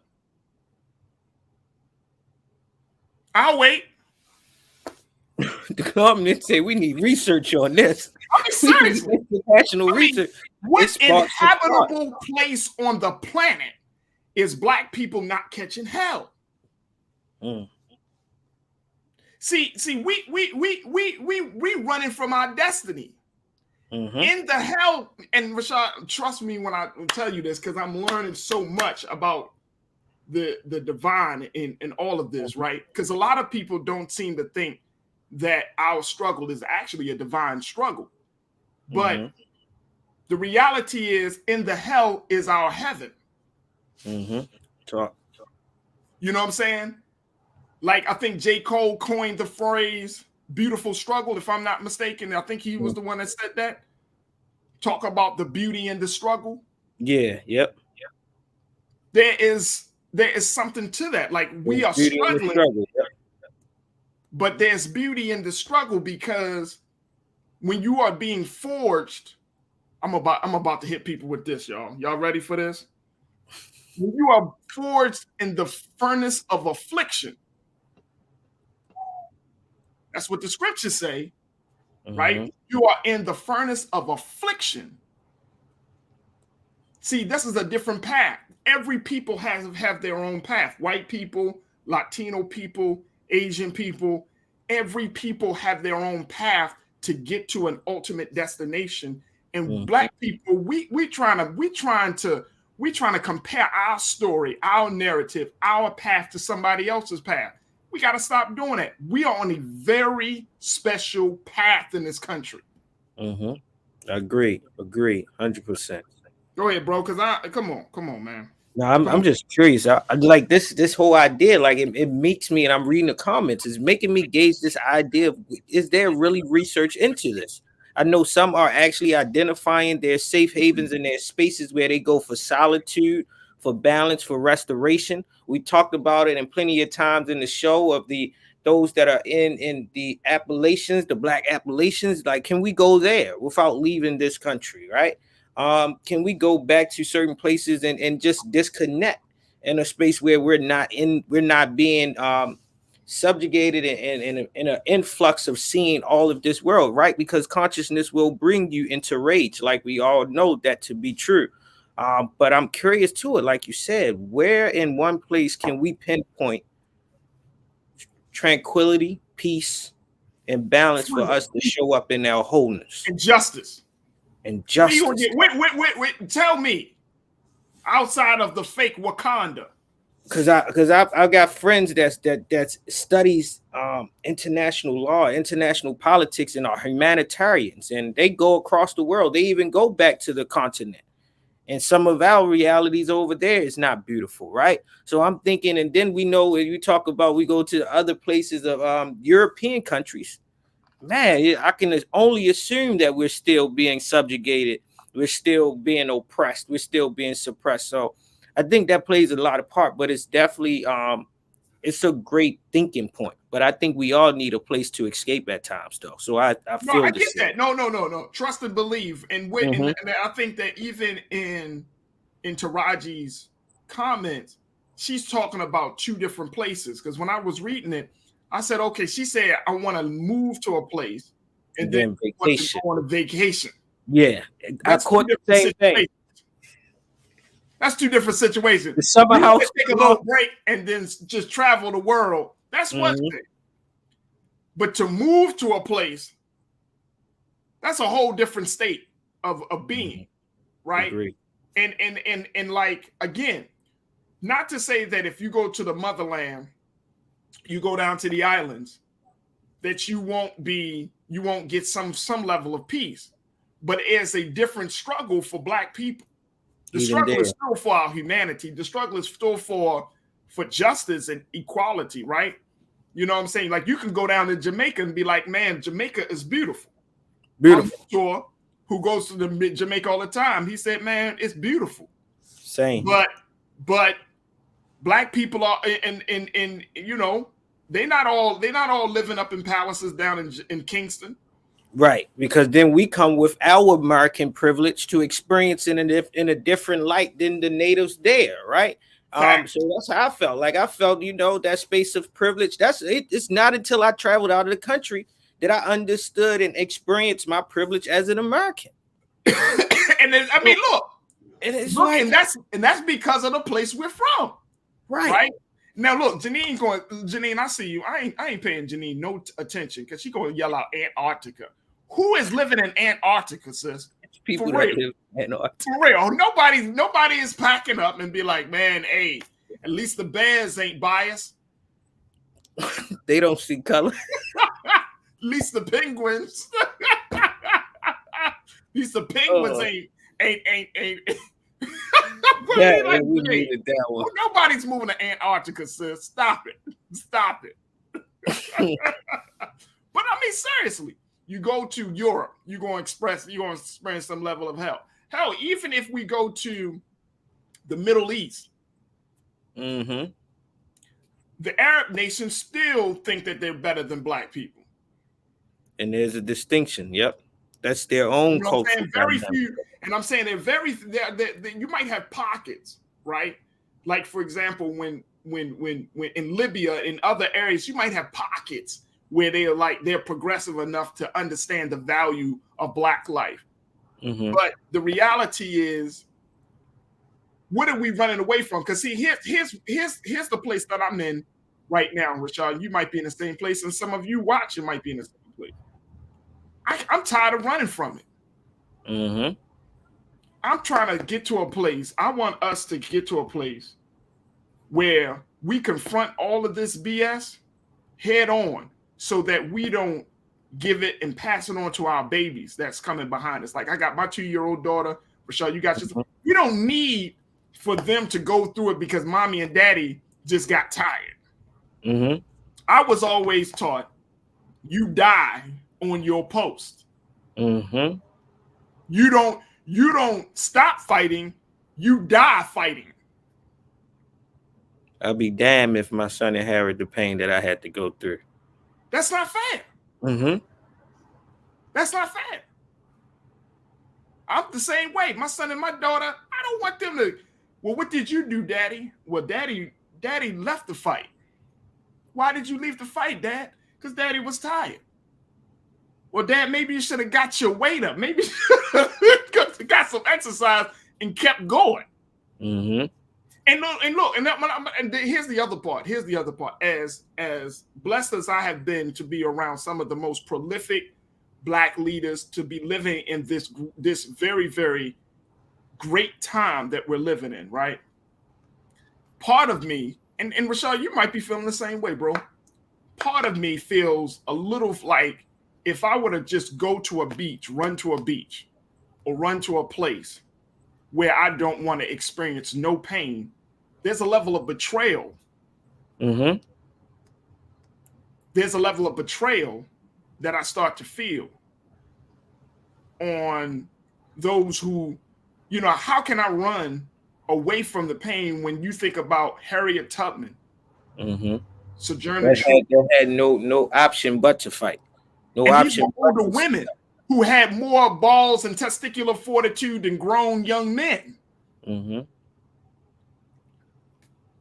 I wouldn't be able to live with it myself. Like, you know, there's one thing to go on that vacation. You know, you can, like, when you go on vacation, you have experiences, bro. Like, you go into a beach, say if you got a 4-day vacation or 5-day vacation. For the first 2 days, you love. It's all love. It's like, woo, I'm glad I hit first 2 days. Then on the third day, you're like, all right, this is cool. You know, you're spending money. You're always in this paradise, this tropical place. And you're like, all right. The fourth day, you like, this can't be it. This can't be it. Like, yo, is this like I ain't by 4.5 days in, you like, yo, I'm ready to go home. Yo, I'm ready to get back. You start checking your phone, you start connecting back a little bit. like this is life, and I think that's the other thing of life. Life is supposed to have ups and downs, it's supposed to have the joys and pains. Life is composed of struggle. So, you know, you can't just always have ease because it's unnatural. That's how I've been taught. Yeah. All right, let's go to some of the comments. Ariel, let's bring them up. All right. Chris V checked in. We got a lot of people that checked in, man. Yeah, they loving this one here, man. I think this one had to be another part 2 to this conversation. It's gonna have to be another part 2. Wait a minute, hold on. Somebody, I know, Mike. I hope Mike V. I want you to clarify a comment for me, brother, because Mike said Farajii equal Killmonger from Black Panther. Killmonger is not an admirable character in Black Panther. I want y'all to stop that foolishness. Killmonger, if I die, Killmonger was killing his people. He was going to rob Wakanda of its resources. Let's not get it twisted. Killmonger is not an admirable character in Black Panther. And I think many of us get that. We think like, no, he was a soldier. Killmonger was beating on the women. He was going to rob them of that of the resources, and he had no respect for authority. Mm-hmm. He was the Americanized Negro. He was the American. Bro. That's what the duality. I think that's why we can correlate it too, because it's like it's some of our subconscious self. So it's like, yo, I really thought this way before. We know a Killmonger, right? So it made us relatable, but it doesn't mean that it's admirable. Right, that's because he cloaked it. He cloaked his hatred for himself in this language, like, if I, you know what I'm saying, I'm for the people. No, you're for yourself. You are a cancer. Look at y'all. Go back to Black Panther. Killmonger was not. He was not a good character. Break it down that way, though, Farajii. You're the first one I've heard break it down in that context. He's not a good character. That's why he was the villain. People were like, man, he's more of a man than Black Panther. He hated black people. But the point that he made is that he was made to hate himself. Because he was in the military. Y'all remember his story. He was in the military and he was conditioned to be a soldier.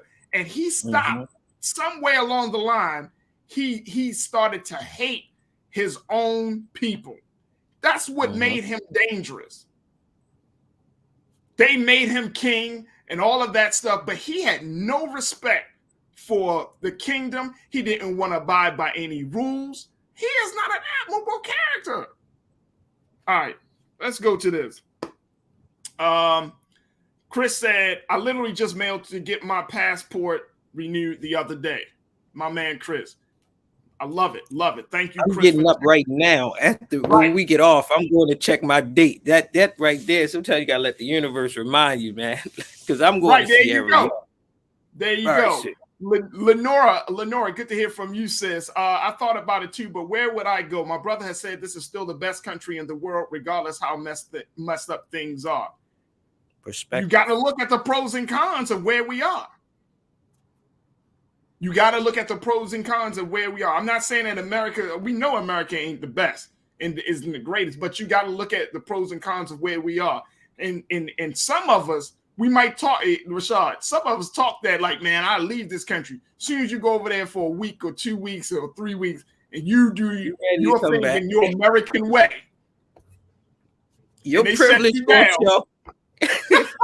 Your privilege gonna show. You're gonna want to come back a little bit sooner. Like you said, the first 3 days gonna be beautiful because you're forced to adapt to something that you're not accustomed to.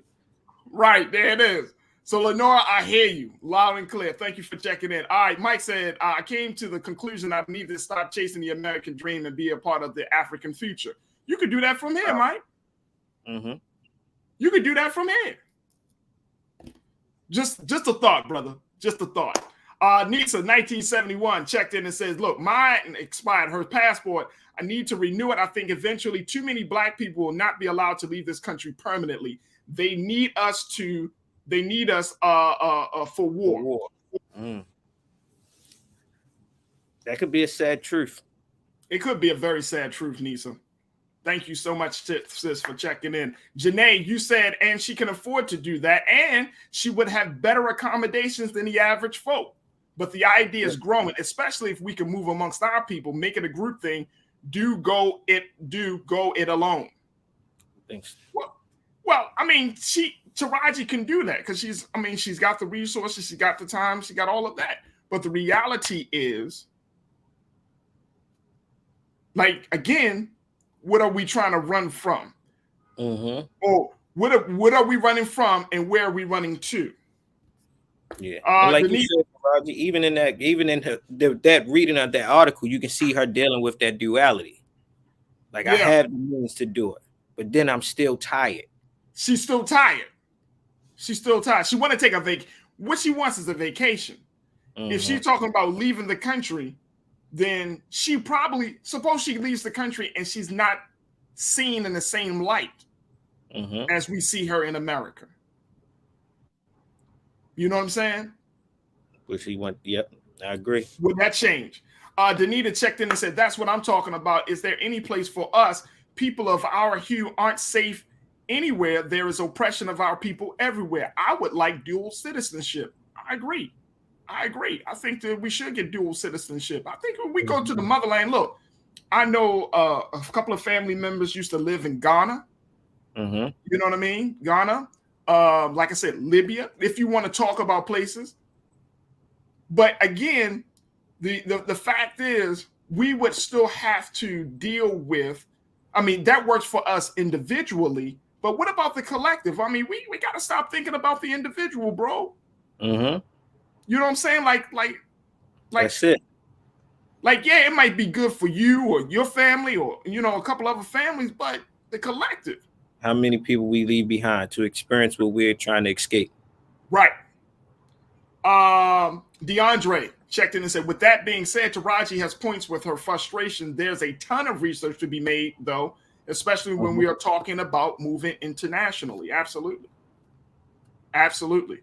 King Saul, thank you so much, DeAndre. King Saul, good to hear from you, bro. The American dream was attained for one group and a dream for us. Yeah, I agree with that. But you know what, though? Mm-hmm. I told y'all what kind of energy I'm on right now. The energy is that you create your own future, man. That's the energy on. Black people always, regardless, we already know that we can take some shit. Mm-hmm. We already know that we're resilient. What's stopping us from creating our own future? Right? Regardless of where you are, you don't need to go to Africa. What's stopping us from? And I'm talking about seriously, folks. I know you might say, "Oh, Farajii, what about the laws? Farajii, what about the attitudes of racism? What about this? What about that?" I'm saying seriously, why can't you make a heaven for yourself right here on earth, wherever you are? Individually, we do it every day. Mm-hmm. We talk about the people who do it every day. We idolize the people who do it every day. Every day. Collectively, we can't do it every day. You create your own future, right, Zoe? Zoe, I see you. I got you. Zoe checked in and also said Farajii is in a place of power and privilege that most black families are not afforded. Immigrants fight to get here for a reason. The grass is always green on the other side. Yeah, before you make a move internationally, maybe you should visit them for a vacation real quick. And just see how the culture is, see how the people are, see how the whole situation is. Yep. Chris V said, if Wakanda was real, it would be partly gentrified by now. Chris, go home, man. Stop, man. Turn off your device, man. Chris, turn off your device, sir. You gotta give it 20 years, and then we can see it be gentrified.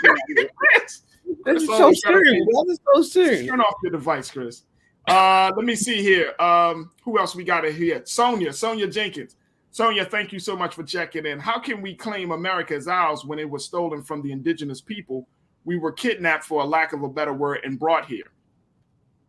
That's true. But guess what? Didn't we give our blood, sweat, and tears to this country to build this country? Along with the indigenous folks. And along with the indigenous folks. Most people got to study. We are some of those same indigenous folk. All of us ain't come over on no ship. Leave it just like that. There are black Indians. We do exist amongst the indigenous. You know I'm serious. I'm serious. And they will tell you, like, if you go and speak to this some indigenous, y'all know some of us are us, right? Man. Right. Davey checked in. Farajii thinks he's too American to be a refugee. Climate and the decline of America might uproot a whole lot of people who don't want to move. I'm not too American to be a refugee. Look, man, look. It ain't about that, Davey. It's just simply about I'm tired of running. We're gonna confront this shit right now. We're going to deal with it. I'm just tired of running. I'm tired of it, bro. If we're tired, then let's get tired and exterminating and uprooting racism and sexism and all those other isms. And I'm just tired of that. I'm more tired of that. Yeah, you're damn right. And I mean, again, I've said this before, folks, but I'll say it again, Davey. If you look at America, there are very few places that are geographically as diverse as America. Where you can go from one end of the country, mountains, and to the other end, valleys. And I mean, this is a beautiful country. I'm saying geographically. This is one of the most beautiful places that you can find in the world that has all of these different climates, different levels of topography, everything. Mm-hmm. And I'm just tired of running. I don't want to pass this on to another generation if I can help it. That's the space that I'm in. I don't want to pass this on to my children. Shit, bro. You know what I'm saying? So I would like, you know what? I'm like you, Rashad. I would love to have a conversation with Farajii and be like, hey, Farajii, what place do you have in mind that you're thinking about leaving or going to? I'm curious. I'm personally curious too, bro. I'm personally curious too. You know what I'm saying? And here's the other thing. Janine, you talk about it. The reality is Black folks are global people. We are global, international people. It's not based on, again, if you look at the history of Black people across the globe, we set up wherever we are, it don't matter. You got Black people in Europe, Black people in Middle East. You got Black people in the islands. You got Black people in Australia. You know what I'm saying? We are international people. We don't have to go to a place. No. Nope. We can visit. That's my view. We can certainly visit.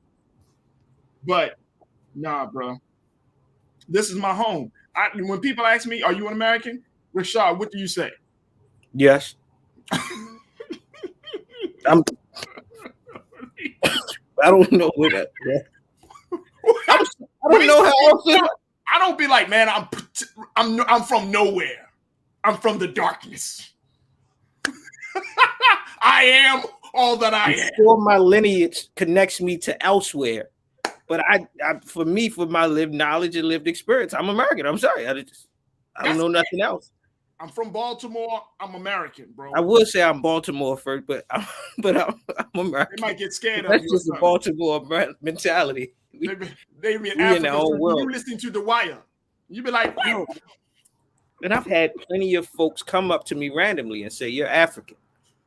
You look African."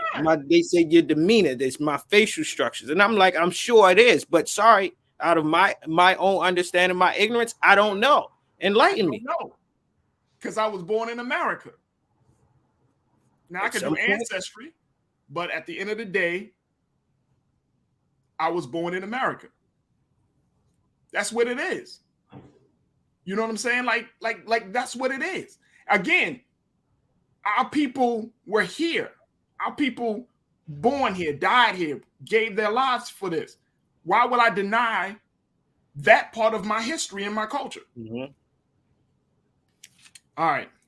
My man Rashad, always good. You always bring these very I think I'm noticing that too. It's like the igniting of the fire. But I think one, like in the closing, Farajii, is like one. I think your understanding of your history, that even the dark parts of our history, you're not shameful of.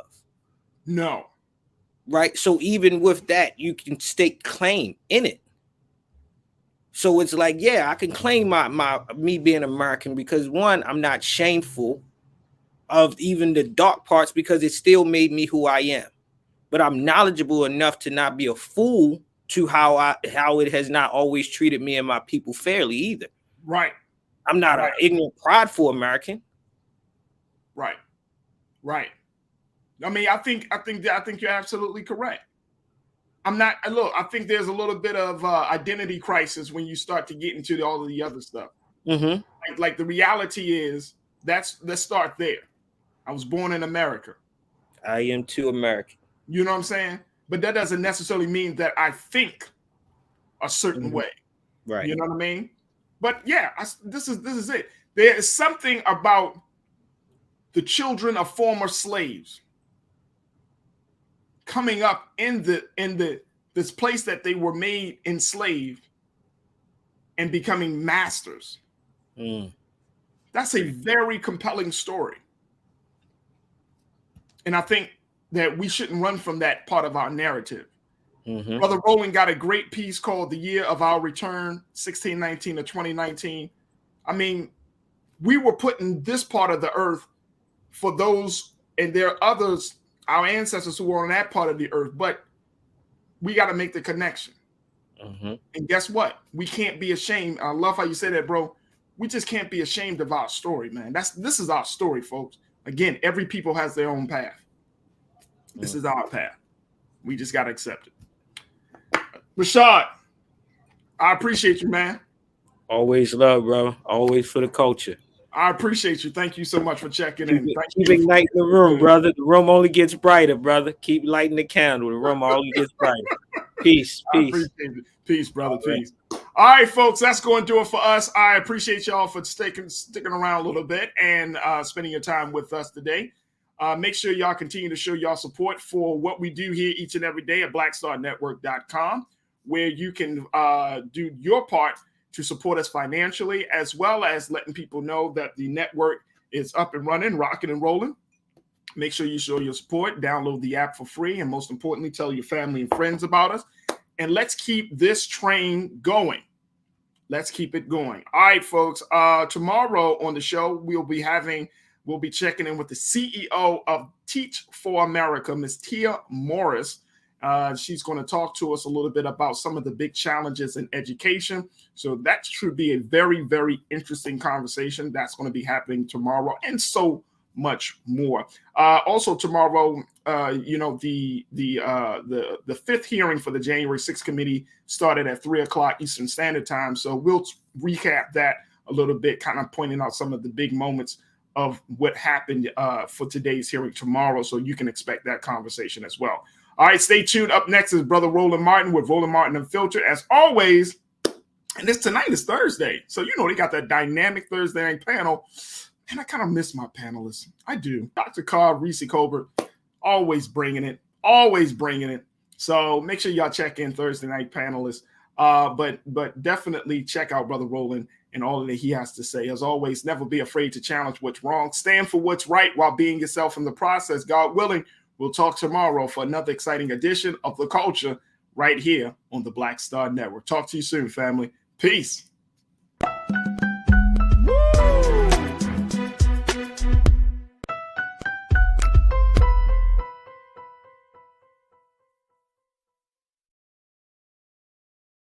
iPhone 13 on us for every customer. Current, new, everyone.